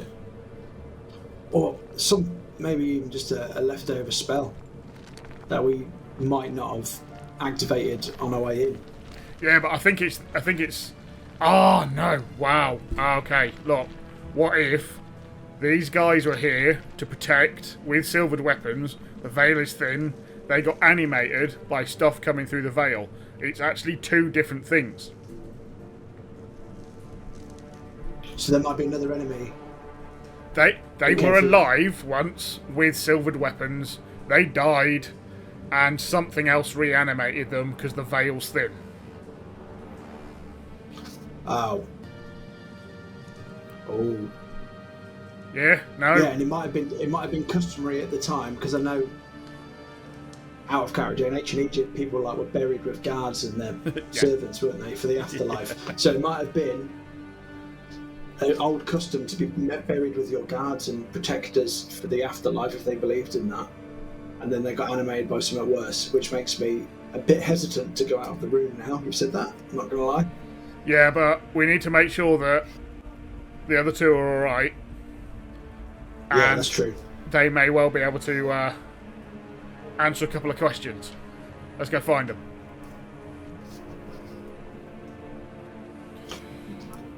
Oh, does that mean we have not got time to search the other bodies now? It's up to you. Well, I'm just thinking, I found a clue on this one.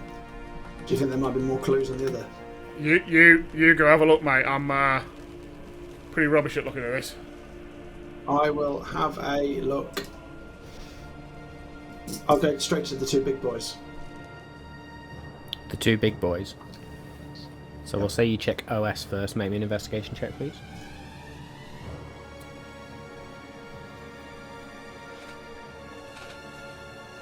$18.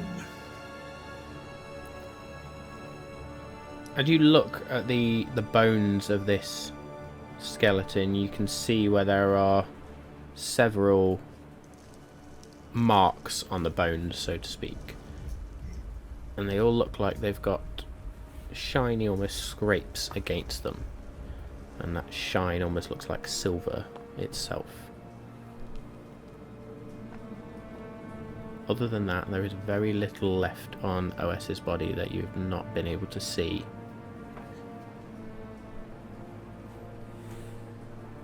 Okay. As I'm going over to MS, I'll go on. The ogre skeleton seems to have almost like silver engravings on his, or scratch marks on his bones. There's a theme here, and I'll go over to MS. investigation check as well, please. Do you think they fought other creatures with silvered weapons? I think. Or, like you said, creatures such as werebears or other nefarious creatures are weakened by silver weapons, so maybe having silver in their bones would protect them against attacks from those creatures. I'm not sure. 23, sorry, on the investigation. So you would find the great axe. You would find some very rudimentary armor, not a lot at all. It's almost like its natural skin, or what was once its skin, is still forming a part of its armor. You find the horn that got chopped off. And you also find a single red ruby. Oh, mate, now we're talking. Obviously, I'm not going to bother with the great axe. I can't even lift that bugger, I would have thought. It's pretty fucking big. Okay. I don't want to waste any more time. As much as I like to pilfer from the dead, we should return to Kidris. Remember. Using my keen eye, I'm assuming the ruby's worth whatever D&D Beyond tells me it's worth. Yeah, it's just a fairly standard ruby. It's not massive or anything like that. Oh, Bothrid, Okay. you okay at the moment till we get back?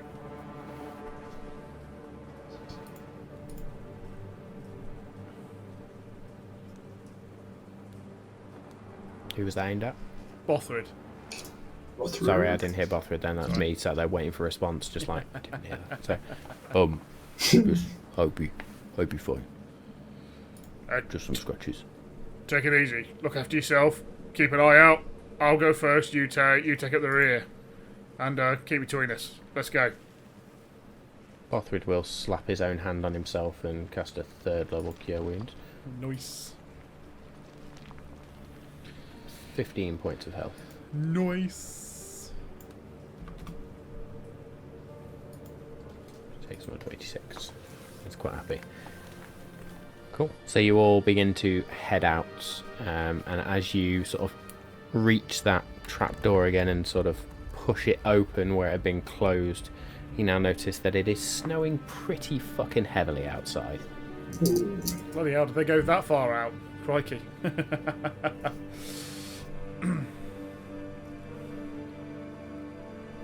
is it like blizzard territory? Yeah, pretty much. Blizzard. I was going to say I'll look for tracks, but if it's blowing a blizzard, I don't even try. I'm just like, well, I hope they're in the room. Head towards the room.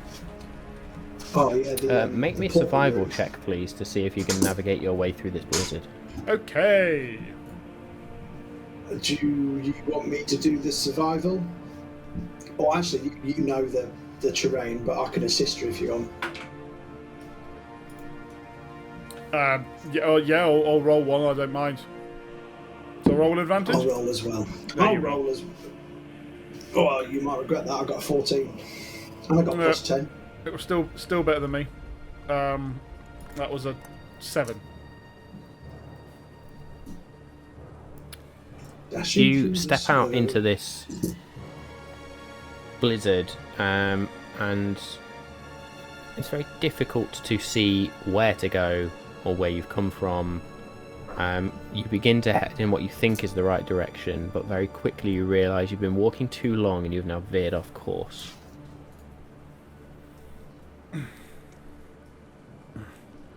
And probably only see to about 30 feet in front of you. This feels like too long a walk. I think I've gone the wrong way. Yeah. Should we trace our steps back to the trapdoor? I feel we've lost our bearings. Yeah. Yeah. Right. Can you see my footsteps? Where are they? I'm going to look for my footsteps and try and follow them back.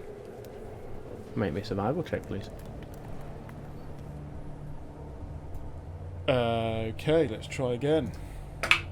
And make me a constitution saving throw, please. Total bullshit. 10. Oh, it's that cold, is it? was nearly a good roll. 5. 5. You are going to take 5 points of cold damage.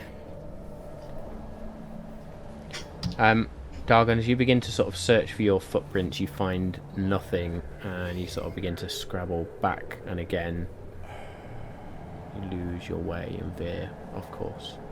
You don't find the trapdoor. I don't think Azazel's going to be any help in this blizzard.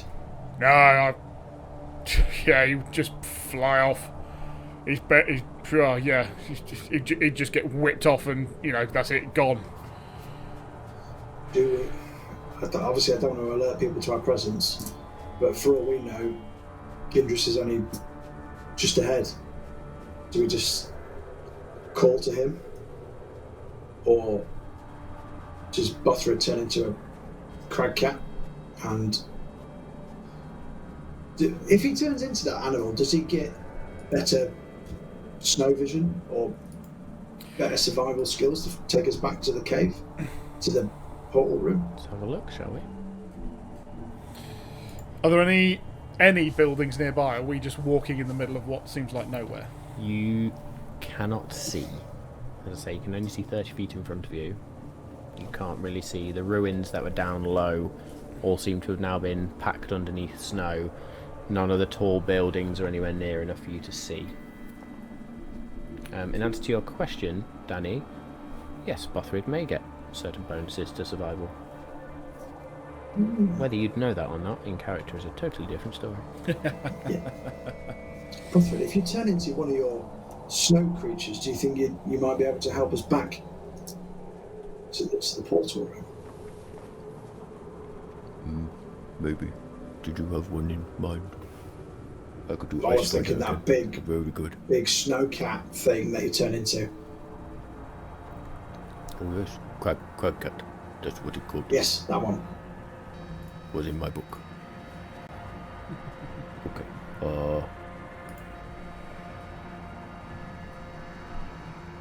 Would Yeah, he still be got big wild enough shapes to left, so he's ride? gonna. It's large, so one of you could. Considering I'm slowly getting cold damage, I've got a preference to get back quicker rather than wait for him to come back and then lead us there. Yeah. Then- I'll follow. I'll keep following you, as long as he doesn't run away. Just, yeah. You get on mind if I top, mount you, we Bothrid? go. Okay. 1 second then. Bothrid sort of rubs his hands together. And the limbs begin to grow. And he sort of leans forward. Sort of the spine begins to crack and form anew. And this tail begins to grow out of his arse as well. And there now stands before you this huge, or this large, white-furred, feline-like creature with a blue lightning bolt mark on its arm. Can you smell, or can you smell Remley or Gindris? Can you get us back there?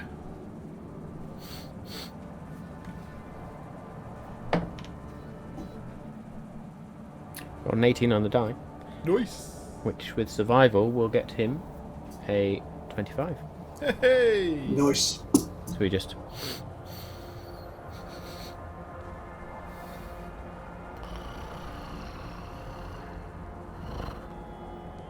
sort of the head turns towards you, Ander. I'll jump on him like He-Man jumps on Battle Cat.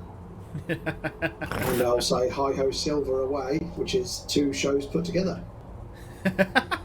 And the crag Lone cat Ranger sort He-Man, of all the copyright laws. braces itself and then launches forward into a bit of a run. Dargon, are you sprinting afterwards? I am. Okay. And just the crag cat's just Hold on to bounding the and tail for dear bounding. life.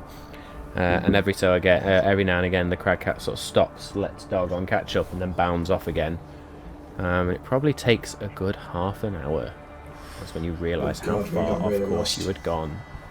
And eventually you see the sort of big, huge walls of this room that you were in previously, and Bothridge charges around the corner, sort of slides in, gets to the door, and just sort of lowers himself down as if to allow you off, Ander. I'll scratch him behind the ear and say, "Good boy."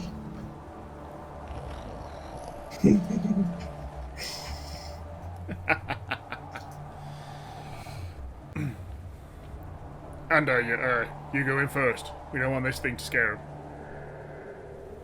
He's slid in, hasn't he? We're already in. Are we already in?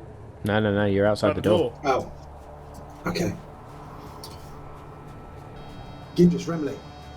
It's us. Are you in there? And I'll open the door after giving them fair warning. It is a pull door, and I'm going to need a strength check from you, sir. The snow is beginning to build up outside. Well, good at them. One hand. Yes, please. Roll with advantage. 18. 18. Thank you for the advantage. It takes you both some time, but you just sort of... And then Bothrid sort of gets his head between his shoulders and wiggles the door open a bit as well. And you'll sort of walk in, and you can see Remley and Gindris. Remley, at least, is sort of hunkered down in one of the corners, sheltering himself. Gindris is just sort of stood, waiting. And as you step in, Remley, shut the bloody door. It's fucking freezing. Yeah, we're trying. Hang on. I mean, my face is blue, but you know, don't worry about it. And you get in. Gindris will just look at you. Bothrid will pad in, and then Bothrid's just going to sort of walk over to a corner. Can technically be in this form for 3 hours, so... Is it 3 or is it 4? He'll be better off in the cold weather as a crank cat, won't he? I'll stay in this B shape for 3 hours. So nice. Yeah. So 3 hours. He's just going to stay in that and sort of... He's actually going to curl himself around Remley a little bit. And Remley's going to sort of sit there, tense up a bit like... Before? They've seen Bothrid in other creatures, so Remley's going to sort of sit there and go... This is It's fine. It's the goblin, yeah. Bothrid. Yeah. Okay. Yeah, we're not good. We're not that good at making friends. he does in in animal form. It's all right. Aye. Enjoy it. Keep yourself warm. Well, it's warm. It's warm. Don't worry, I had him noted. Settles down a little bit. Just be like that stiff look, like when your weird uncle hugs you, and you sort of just like. But he's there. Gindris is going to turn to you, and I trust you found what you were looking for. I found something I didn't know I was looking for, but we didn't find the orb yet. But the Spectre showed you your desired, target? Yes, allow me to reintroduce myself. I am Ander Splinterthorn, first of his name. It's funny you should say that. I do vaguely remember there being an Ander Splinterthorn once before. Oh. Many years ago. Many years ago. Eons passed since then. Sounds like we need to have a sit around. Call me Junior then. With the name of Splinterthorn, I do believe that... And he bows toward you. Is in order. Ooh. I could get used to this, you know. I ain't bowing, Ander. Show some respect. Do a bow. No. Not at all. Never. Not happening, mate. Right, worth a shot. Simple. Alright. Worth a shot. I thought we had a form of mutual respect, but that's fine. Yeah, we that's do. Fine. Yeah, mutual respect, not bended knee, you know. You know I look after you, mate. Look, what happened in there? You know, after I was, well, you know, had to leave because I was holding I suggest, before we sit down, that you all start a fire or something, try and keep yourselves warm. Oh, yeah. Fuck, people are cold. Yes, good point. Yeah, my bad. So, don't feel it myself. Right. Yeah, What we got? me neither. We got any firewood, lads? Oh, let me check in the bag. I've got a hooded lantern with no fuel left in it. Brilliant. I've got a tinder box with nothing to light. Superb. The only thing I've got to burn is clothing. These are the moments I live for. I've got this. Great. Really useful, thank you. Because unfortunately, I know full well, because we said it last time, well, up on the mountain somewhere, that I used the last of my firewood. And we haven't been anywhere else to get it. Cat, so he can't create vines and stuff for us to burn. Looks like we're without a fire then. Oh dear. Try and just put as many clothes on, Ander. Keep yourself warm. Yes. I fear this is going to go wrong for me with a lot of Constitution saving throws. Remley is going to take out a torch that he has, and he's just going to sort of shove it in the snow and just. This might provide a little bit of warmth until we can, move on.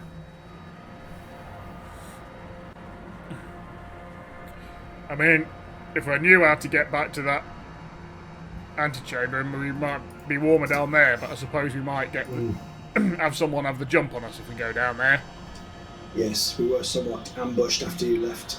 Yeah, apparently the veil's quite thin. I don't know whether it's here, down there, everywhere around here. But yeah, apparently, yeah, not good around here. It makes sense as to why I could, why I felt I could send Kirik to where he will be. Oh, okay. This time, it's very strange. You needed to send him through the veil to do that, yeah? Well, no, the fact that the veil is thin, to say the veil is probably incorrect, as there are many veils. There are the veils between life and death, the veils between different planes, the veils between, the material and the immaterial, the veil between, I suppose you could say the veil between this and the spark of magic, or the primordial energies that create magic and allow it to manifest in many ways. Has that got anything to do with wild magic? Very much so. Wild magic itself is that raw primordial force of the universe. My head hurts. Ander, what happened down in that room? Oh. Gather round for story time, everybody. So, it turns out, if you hadn't nice to guessed see you, already, Barry. Nice to see you. the spectral form, for those who hadn't figured it out, was King Ramada, my biological forebearer, ancestor. And he confirmed part of what we already knew, that he was granted a wish by the gods, as he was a conduit of celestial power, which we kind of already knew. He was killed by Timiel, which is why he took a disliking to you and Timiel's wrath. Because this is the sword that did it. Yeah. So after you left, he told me the wish he made was to remove the power from the world. By the power, he means the source of which that orb that we're looking for is part of. Okay. But his wish was granted, but not in the way he thought. So, to remove that power, they just removed Nialin from where it was to where it is now. So, he called the orb part of the source. But there's more than one part, so the orb is not the only one, but the source is the source of all the power. Which is what our enemies might be looking for. So what Zapanir might be looking for, whoever controlled the Eladrin, and all the other enemies we've made along the way. Okay, so we saw the fact that dragons wanted to be here to get that power. Mm-hmm. They were pushed away by some power. Something. Yeah. Probably the same thing. They were... And we also saw that this place and other places were connected. What were they again? The connected places from our dream. Yeah. Wasn't Riversend, it was a place near it, wasn't it? Mantineer, Delawin, Telma, and Ironforge. Do we think there's something in Telma, or is that the place that we went to as That's in where we the first prophecy? Met the Seer. That's where we first met the Seer. Speaking of the Seer, actually, Ramada did tell me that he is bound to this place by a curse and it will not let him rest, so that's why his soul is roaming about. And that's what binds Nialin to this place. So to break his curse is to free Nialin. He told me that then might destroy Nialin itself, or at least the people of Nialin. So the sacrifice for freeing Nialin might be Nialin itself. But he did tell me the prophecy is not, there isn't a prophecy in Shivspire, only the orb. And he told us to seek out the Seer again. Wow. If we want to know more. That puts a heavy light on it, doesn't it? And then you were there. Have any way of communicating with this Seer? Not a clue. She always came to us. And then obviously you helped me remove the tomb lid where I got that sword, which became this dagger that I'll present to the group. So that's it, you're all caught up. What, Very interesting. Is it a good dagger? Where's the hell of the maid? I'm going to have to spend some time with it to find out. Well, it's got to be good. It looks interesting. Did you notice the 3 runes just along the side here, Under? To be honest, I haven't had time to look at it properly, because as soon as I took it, the tomb started to crumble, and then we were met by some undead skeletal forms who tried to take us on, but obviously we put those to rest. So I'll have a look at the runes now. Interestingly, though, Gindris, they had silvered weapons. What do you make of that? Anything else about them? Skeletons. That's about it. Was there anything else you saw on them? That's all I saw. Well, one was an ogre skeleton, the other one was a minotaur. That's true. Interestingly, the skeletons had my family crest on their armour. Didn't you also say there were the scratches Ogre in the... and the Minotaur had symbols of your family. No, they had silvered... Well, the ogre had silvered scratches or etchings into his bones, but the humanoid skeletons had my family crest on their armour. Oh, well, this makes sense then. It sounds like they were some sort of guard, and the other two fell short of the guard. Maybe. Oh. Yeah. Fucking hell, why don't we put that together? So, do silver swords kill good against minotaurs and ogres, which is why they've got the silver markings in their bones, because the guards vanquished them, protecting the... Wow, that would make a lot of sense. It sounds to me like the weapons were silvered anyway. I've never heard of silver weapons being particularly good against ogres or minotaurs, you say. It's been a long time since I've seen a minotaur. Bugger me.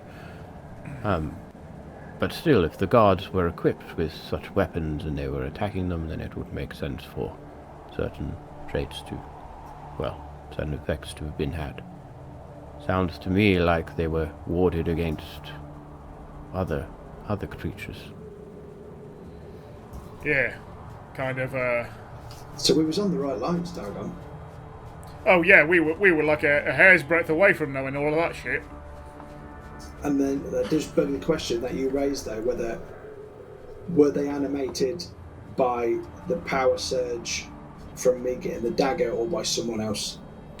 Yeah, if the veil's thin and they're under the control of something else, our enemy, our foe. Well, I suppose that that could pose the question of, do they know we're here? I'm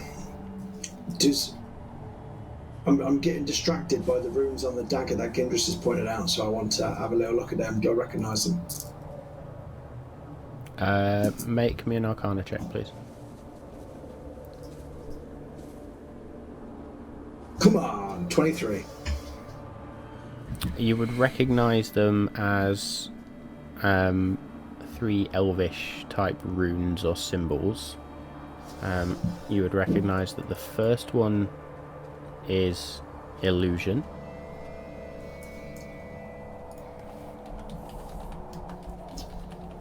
Give you a chance to write that down. So illusion for the first one. The third one is sentinel.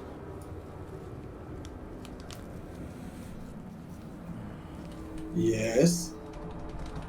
And I very quickly need to look up the second one because apparently I didn't write it down like a twat. Just wrote the number down, which is always good. Can we say that we're taking a short rest during this discussion, chat, and hoo-ha? Absolutely. Sweet. This is our second short rest of the day, isn't it? It is indeed. It hasn't been a full day, has it? Only like... It's probably been now since you were searching the chat. You probably had probably about 4 hours, I would say. Yeah, alright. No long rest anyway.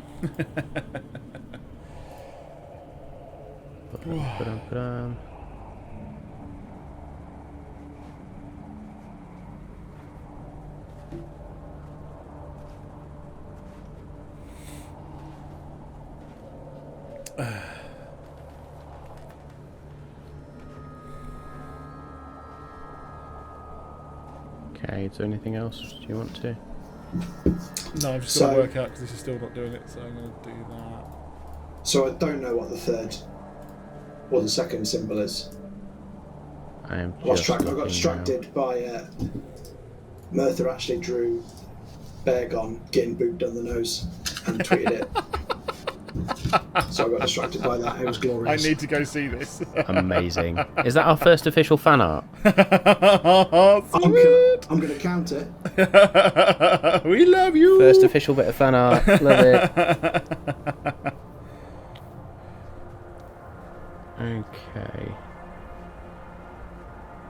That would take me 3 days to draw, and I bet you did it with your eyes closed. So yeah, I've got to go have a look.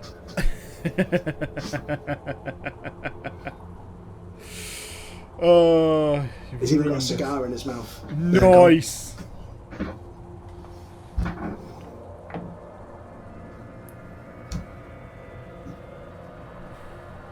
Sorry, the third rune was gleaming. Well, that is getting me synapses firing about what this dagger's going to do when I tune to it. It's going to be cool as shit. Illusion, Sentinel, Gleaming. Ooh. Now, is it the Sentinel at Death's Door that Kirik does, or the Sentinel that Dargon can do? Ooh. Or maybe it's not even any of that. Or it's an actual Sentinel from X-Men.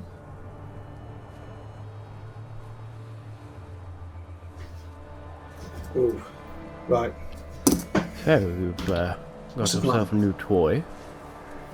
Yes. Indeed, that was my next question. You say this thing is a source of sorts. I feel like we either need to... Well, if people are searching for it, I feel like we also need to find it. To either take Sorry, it with who's us. searching for it? Everyone, I think. Zapanir, whoever the patron of Theo Godin was.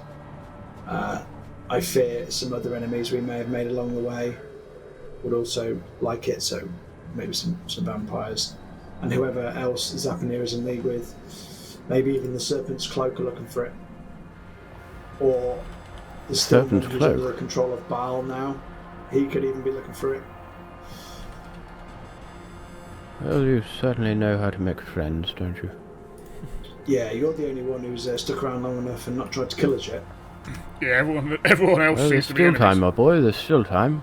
And I know Remley's come close a couple of times. Ah, you piss me off one more time, I'm gonna chop your fucking legs off. But there is a wry smile as he says it. Right. Dargon. Yeah. Do we hunker down here with what fire and warmth we've got? Or do we need to find a better safe haven?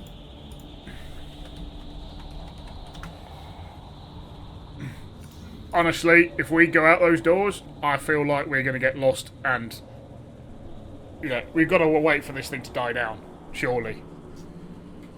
I know we're on a time limit. I mean, unless we know that we can make our way back to that trap door. If we can risk that and try get back down, get any further in. Back in the tomb. Okay. Yeah. It's up to you. I mean, is it going to be risky enough for us to get back to the trap door? We were guided before, and there's a fucking blizzard out there now. Was there anything else down the trapdoor that you think of worth? I still know of the doors other than the one you went down. Actually, it's a good point. Was there anything past the tomb? Oh, that's a good question. Because the trouble is, I want we to know say- we Make a know straight we need to wisdom go check, down. please, Ander. Let me remember it with a 13. 13. You don't recall seeing any other doors from the tomb itself. You wound around a certain way and then sort of backtracked. You don't remember seeing any other doors. No. I don't think there was any way out past the tomb. Okay. In relation to the dream we had, where we knew that we had to go underground. I know that it was like a rapid thing. It was just unspecified under the ground somewhere. But was it looking like it was under a tower? Did it have any resemblance to any of the architecture around that trapdoor, or did it actually look completely different? Make me a wisdom check, please. See if you remember. This is a straight wisdom check because there is literally no modifier. Say Natural 20! You sit there and think, and in a moment of the purest clarity, every fine detail of the memory or the dream begins to come back to you, and you remember a distinct circular ruined tower. Nothing like the trapdoor. This one's still sticking out of the ground.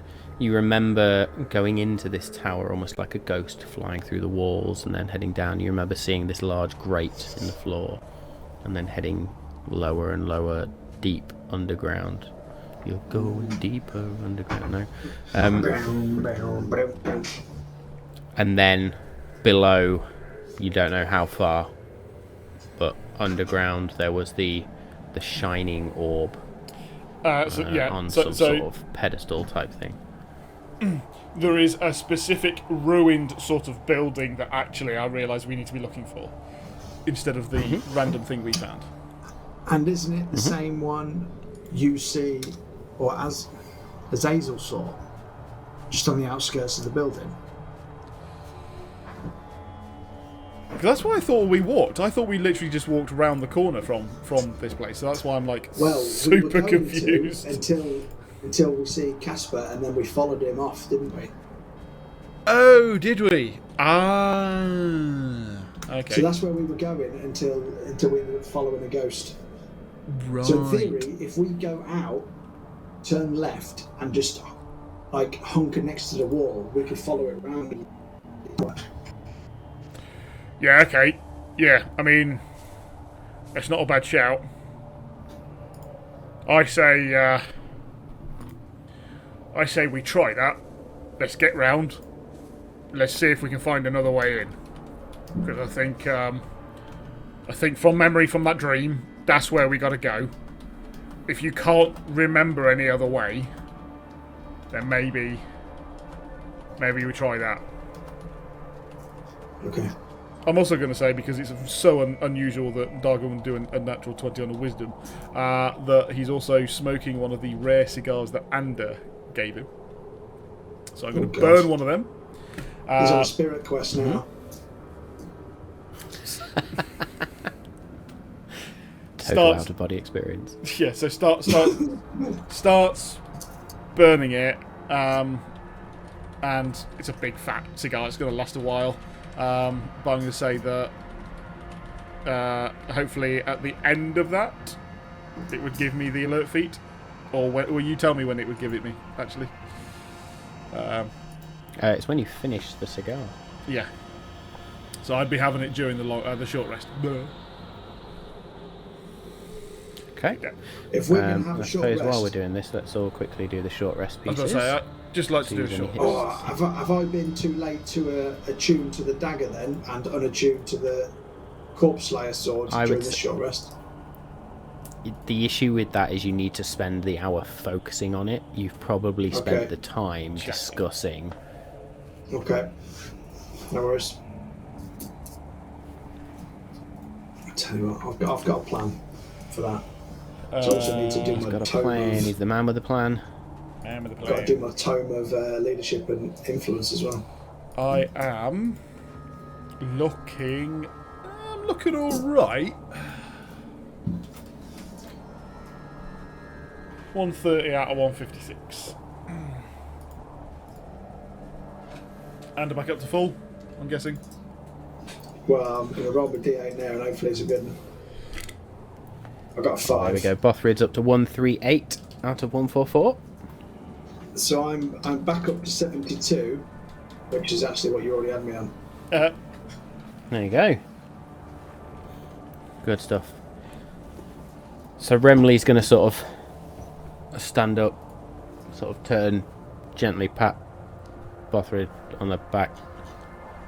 Well then, are we moving on? Yeah, so just out here, following these walls, we should make a ruin of a tower. And we're going to try and make a way in via that. Bothrid, you stay like that until you can't get through a door, right? But you could help us, hopefully, on the outside. Alright? Aye. Well, Bothrid, if you're open to it, I could use a little ride. Bothrid will take one look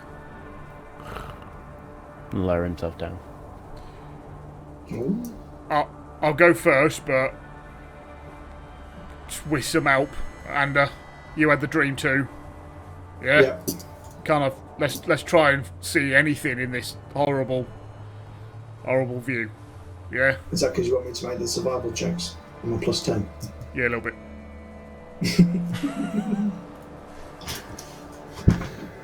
Okay. I mean, to be fair, I mean, I was like, I don't care. I mean, it's definitely better if you make it with advantage over me making it with advantage. But yeah, I was just trying to get advantage on it.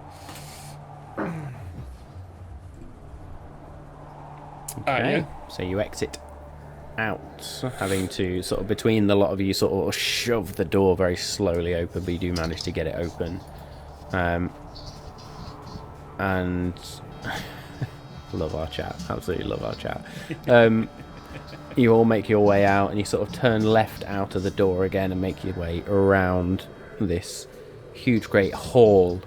Let's have some survival checks then, please. Ander, if you're making them, do so with advantage. Happily. Oi! 29.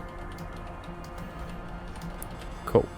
So you remember to sort of stick close to this hall just so you can sort of track it for a time, and then as you get beyond the hall, you sort of look around, and through the blizzard you think you can see some shadows ahead, so you begin to sort of walk in that direction. and eventually you get closer and closer, and you find a new set of ruins. There are what clearly looks like the outline of some form of castle here.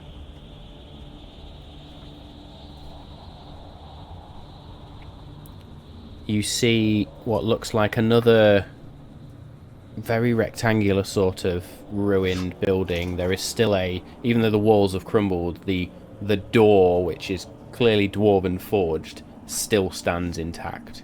Even though the ruin around it is just like all the walls around it are totally obliterated, the door still stands there. You see what was once a tower but is now just literally sort of rings of rock and stone. What looks like some form of either antechamber off of that. And then in the centre you see a smaller but very familiar structure.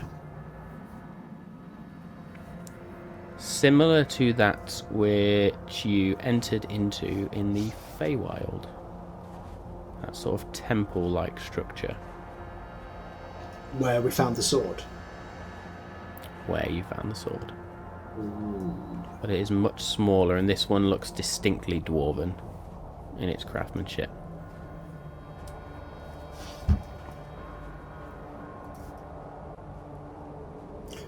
But there's no tower. In our dream, when we went into the tower... This is what you see so far. Okay. But in our dreams, when we went through in the tower, was it ruined, or was it as if it was new and freshly made? In your dreams, it was relatively intact. Okay.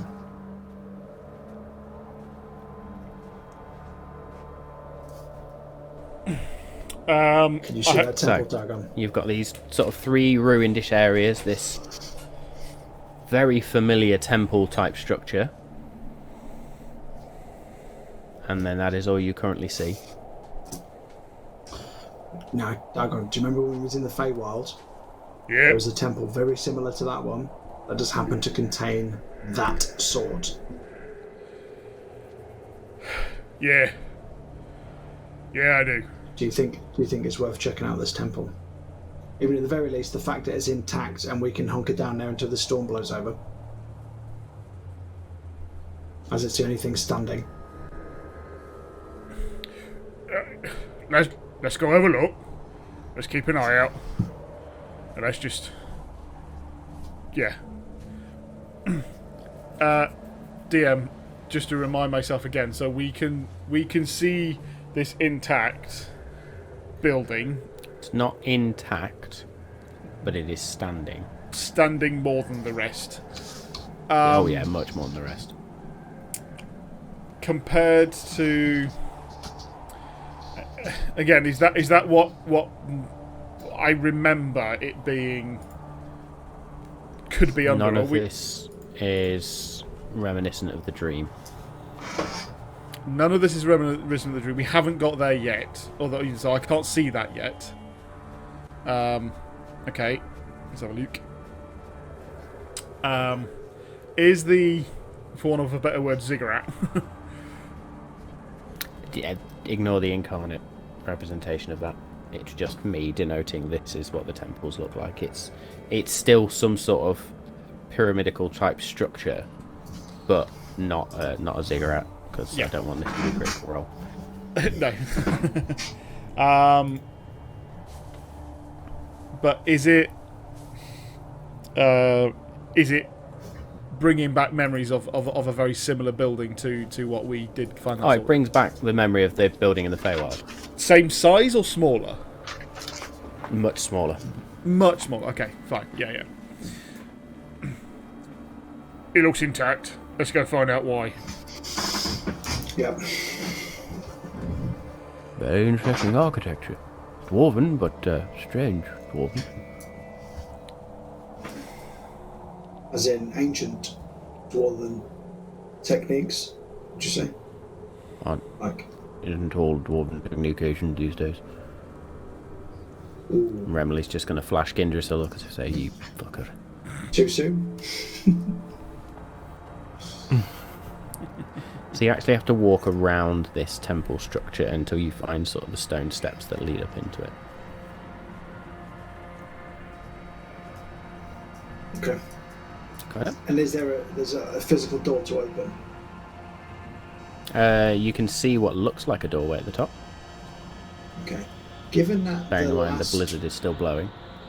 temple we went through like this just happened to have like an anti-magic field around it, is it worth checking the same Would you with like this to make one? me an Derek? Arcana check?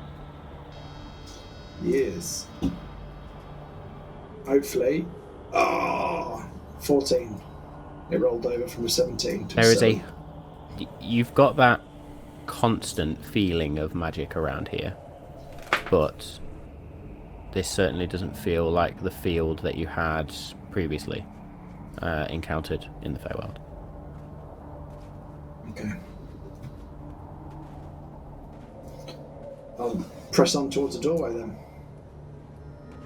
Okay, so you make your way up the stone steps, and at some point Bothrid sort of shifts Remley around and sort of lays down, and Remley takes that as his cue to get off, as then Bothrid just back into Bothrid form, shrinks his fur around, looks at Remley.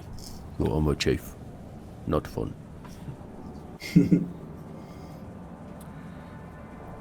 And you carry on up the stairs. I know in this weather we're going to see fuck all, but if it does clear and we're at the top of this, maybe we'll get a better look.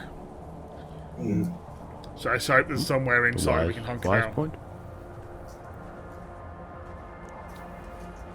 So Lead at on, the top of the Andrew, stairs, lead is there a door for me to check, or is it There are open? what look like a set of stone double doors. Again, dwarven in nature. Is there any... Can I check to see whether they are locked, trapped, or whether they're just open freely? Go on, make me an investigation check, please.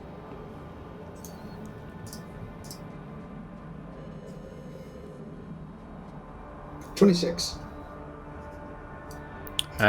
They are locked. You don't detect any traps. Okay.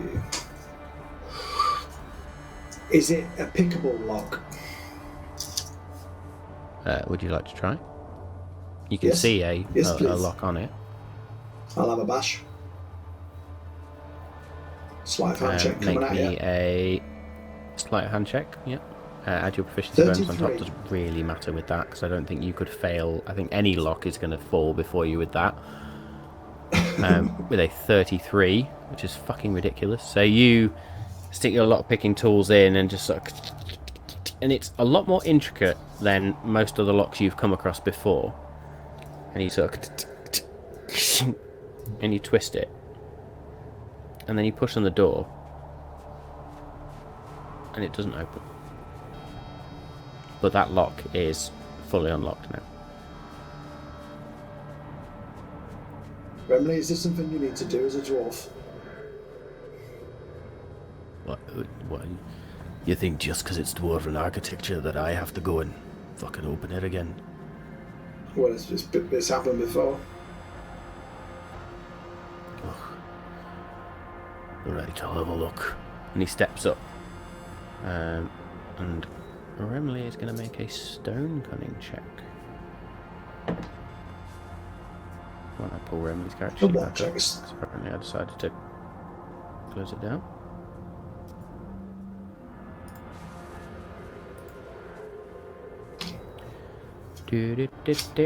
Come on, D&D Beyond Did you is say a stone loading. cunning Fantastic. check? Stone cunning. Ooh.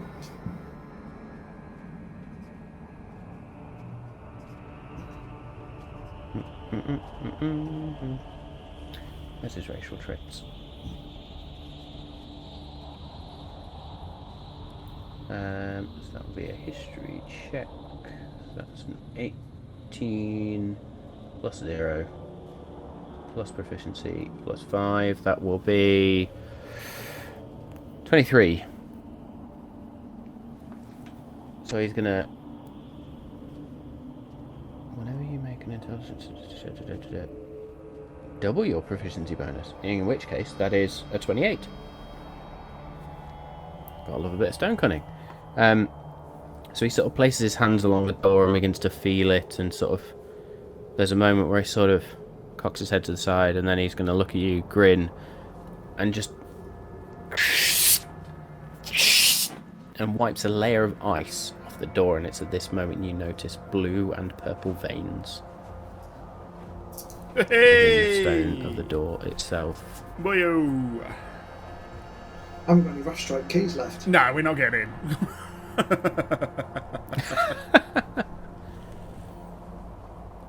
Very interesting.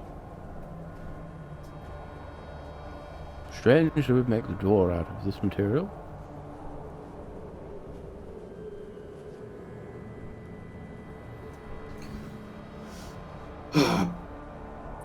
Would the... Actually, I haven't got any spell slots left to do it. I was going to... Yes, I have. Would I be able to discern whether the knock spell would work?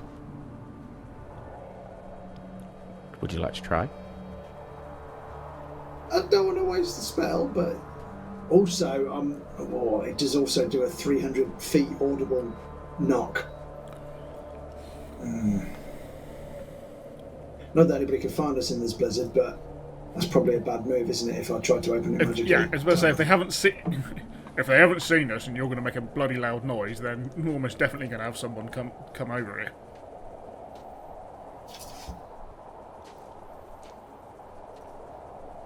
Or my obsidian won't help, will it? No, that's Wrath Strike, it's different. Oh. Yeah, you're not trying to make a Wow. ball. If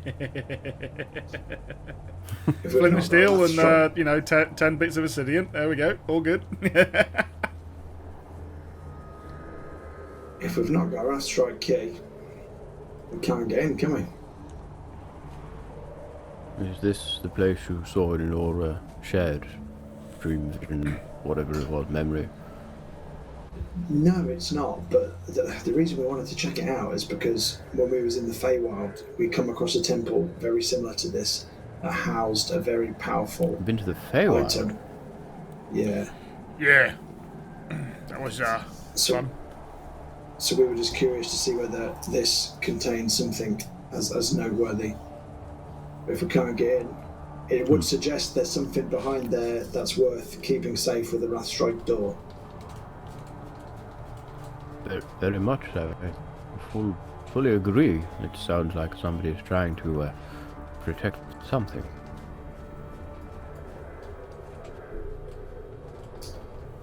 And Ander would not know of any other way to open the Wrath Strike door except with the Wrath Strike key. We may Apart not from be able that, to get in now. We've already talked ourselves out of that. Yeah, we may not be able to get in now. But I kind of feel like there is definitely a connection here to... We've got to know what's inside somehow. So we need to go find another key. Can you Yeah. make me a Constitution saving throw, please? Onward to the tower then. Hey, that's not a bad one. 18. 18? Cool. You and Remley are both fine. And let's just double check on the main man. Now he's out of... In fact, no, it's not going to affect him. He's been in cap form. That's fine. Cool. So, you are going to continue down? Are you going to turn around and have a look? What are you doing? So far we haven't seen what we're looking for, but we know that we're heading in the right direction, we Yep. think. Yep. You have no idea whether you're heading in the right direction, but these are a new set of ruins that you've not encountered before. So this tower wasn't on the tower that we saw. It wasn't connected to the building that we were in before. It wasn't part of the... Sorry, wasn't part of the building you were in before, as in the Great Hall that you landed in. Yeah. No, this is Okay. like a good half an hour, 45-minute walk away. Right, sorry. I thought it was. Okay.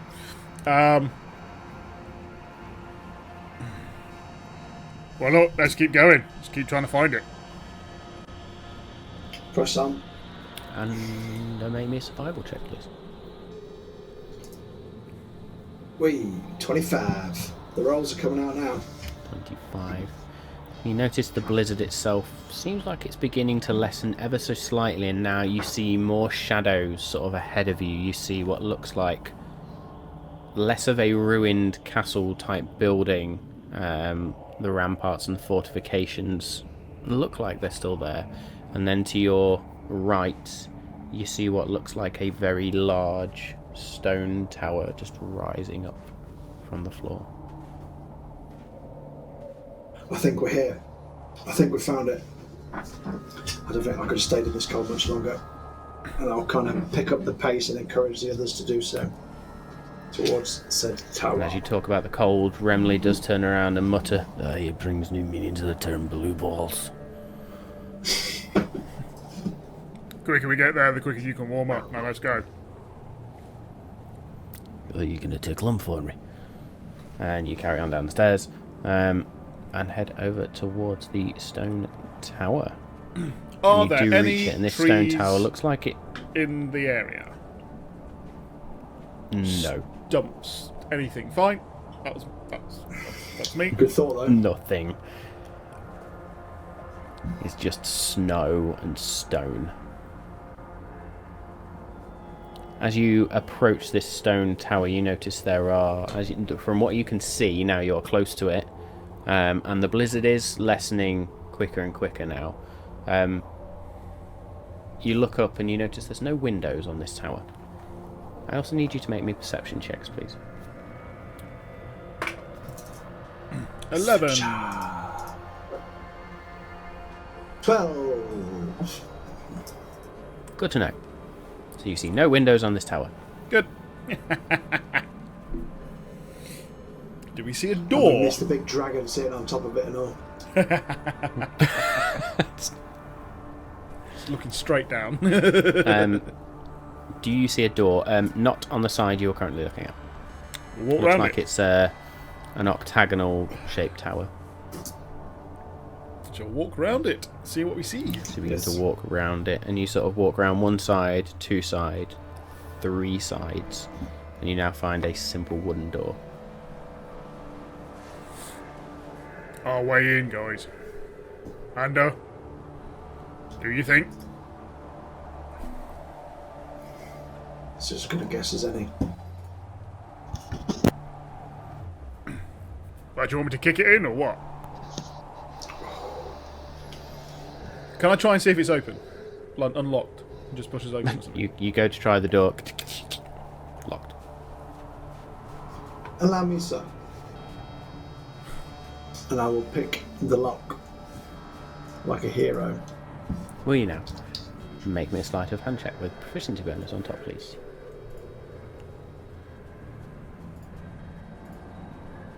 $37.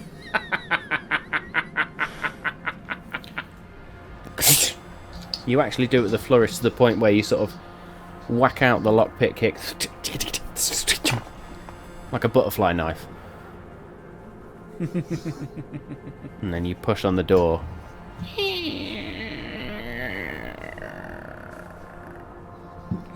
Could you have done that any louder? Yes.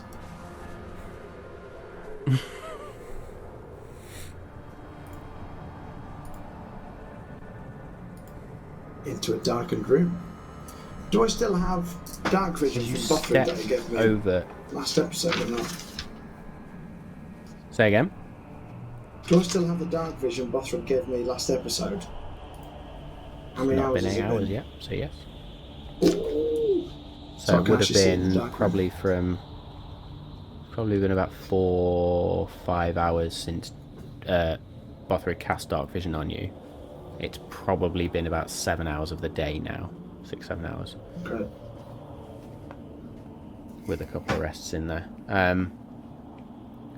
As you step inside this tower, it becomes distinctly warmer. Come on in, guys. It's warmer in here. Actually, why is it warmer in here? And Kindra's I'll is look going to to see look if there's a around. source of heat. As you look around, there are no patches of ice or snow or anything inside this tower. The walls look like just bare rock and stone.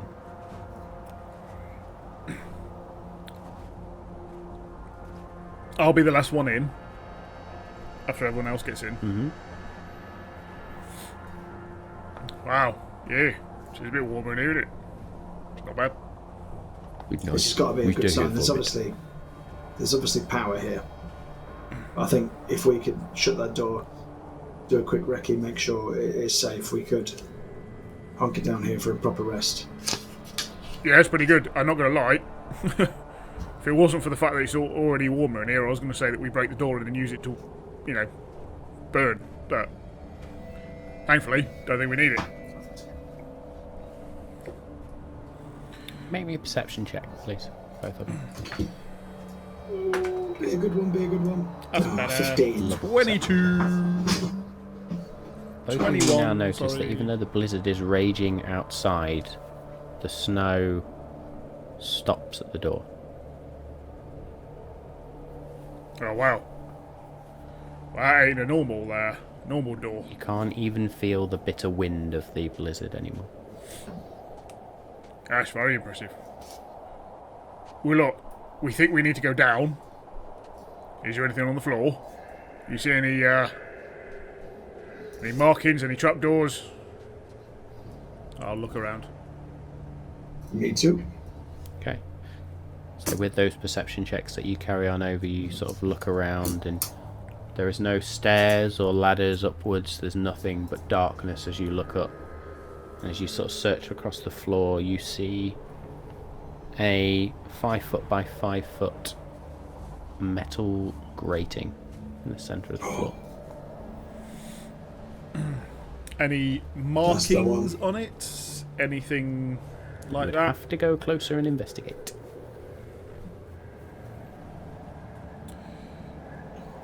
Hey, Remley, Ander, anything on this that says anything? Like, I am a drain, or something? I will investigate it for you, Dagon. With my keen eye. A 20. There are etchings in the metal grate. Runic language of some sort. Remind me of the languages you speak? I speak Elvish, Abyssal, and Sylvan. You wouldn't recognise any of this. Ooh. Remley, are these, do you know, are these dwarven markings? Or Bothrid?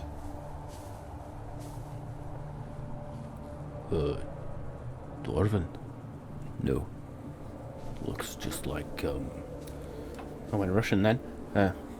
it looks just like, Russian? chicken scratch. Ah. It's just, is that even runes? It's just, it just looks like somebody's scratched over it. Does anyone have an issue with me trying to lift this grate? Or are we going to hunker down first? I can help lift great if need. Shall we? Okay. Fine. Bothrid, give us a hand. With Anders' butthole clenching. Brace yourself. Advantage strength check then, yeah? Yep. Come on, dice gold. Nice! 23.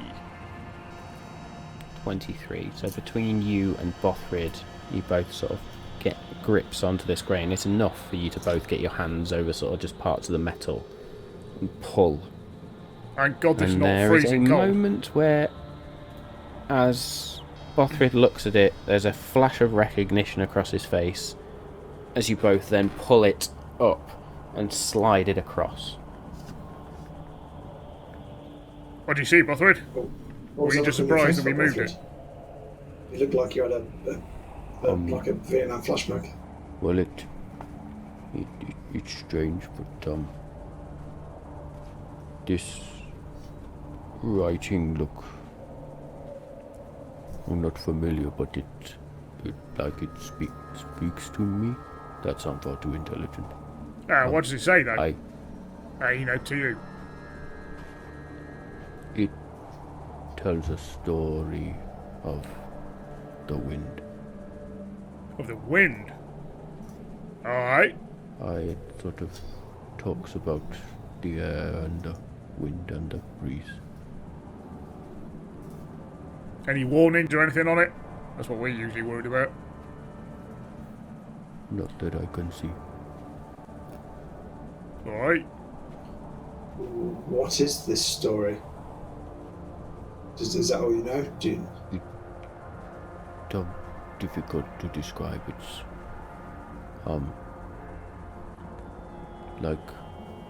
just talks about the, what you call it, essence. Is that right word? Essence of wind. It's a weird sentence, but I kind of get it. Yeah. Do you think it's the power of the wind? Wait a minute. Very similar sort of thing, I think. Same. While walking up to this tower, did we see any other intact towers? You saw not fully intact, but you noticed a relatively intact full part of a castle keep, what it looks like. Are you thinking this is like Fifth Element, where you've got the four parts of the source: wind, earth, fire, water? It's literally where I went, yeah. and us as the prophecy people are the Fifth Element, maybe.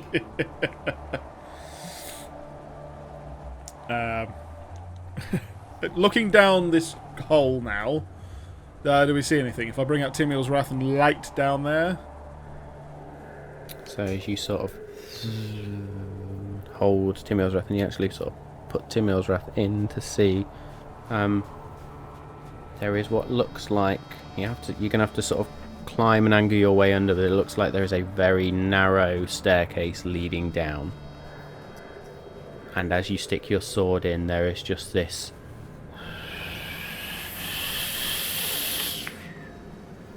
sound of air and wind that gets louder and louder and rushes towards you. Sort of buffets you. I was about to say, get out of the way. And that's where we will leave it for tonight. So thank you very much for joining us on episode 65 of Malt and Magic. 65 is insane. I want to say an absolutely massive thank you and shout out to the chat tonight, because it's been brilliant. Quite frankly, an absolute fucking joy to have everybody participating and chatting to us all. Love some of the things that have come out of chat tonight. Beargon is my favourite thing of the evening, apart from the fan art, which is amazing. So thank you, Mertha. Same Freak, absolutely amazing to have you back. Thank you for joining us once again. And thank you to you all for joining in. We've got some core fans that are with us every week, or when they can be, and we love you all very dearly. But to all those new viewers that may be watching, anybody that's catching us on YouTube for the first time or listening to the podcast for the first time, welcome. We hope you are enjoying this wild and crazy journey that we're all on in this campaign. Please do go check out the past episodes. Please go check out the recap episode, the recap that Dave and I did a few weeks ago, that takes you all the way from episode 1 of the stream or the recordings through to episode 62, I think it was. So that will get you caught up on the major events. But yeah, that was an interesting episode. A bit of combat, a little bit of lore, and some mystery to be had. So we will see what happens next week. So thank you to all the tools again that we've used. You've seen some Incarnate, some Owlbear, some Hero Forge, some D&D Beyond. You've not seen D&D Beyond, but you've heard D&D Beyond going on in the background. Battle Bards and Tabletop Audio, of course, with those sound effects. Please go check them out. And if you do want to use them in your home game, use the code MaltMagic when you register. Please go check out the social media feeds as well. when Facebook sort the shit out and get the services back up, we will post on Instagram and those sorts of things. That fan art is going straight on Instagram with Mertha's permission, of course. But yeah, other than that, thank you all for joining us once again. Thank you to my awesome players. Hopefully looking forward to having a full roster back next week. And yeah, I think we will leave it there for the evening. So we've been the Malt and Magic crew. This has been the Forgotten Kingdom of Nialin. Look forward to seeing you next week. We'll see you on Wednesday for Malt, Magic and more. But until then, be safe. We love you all. And see you then.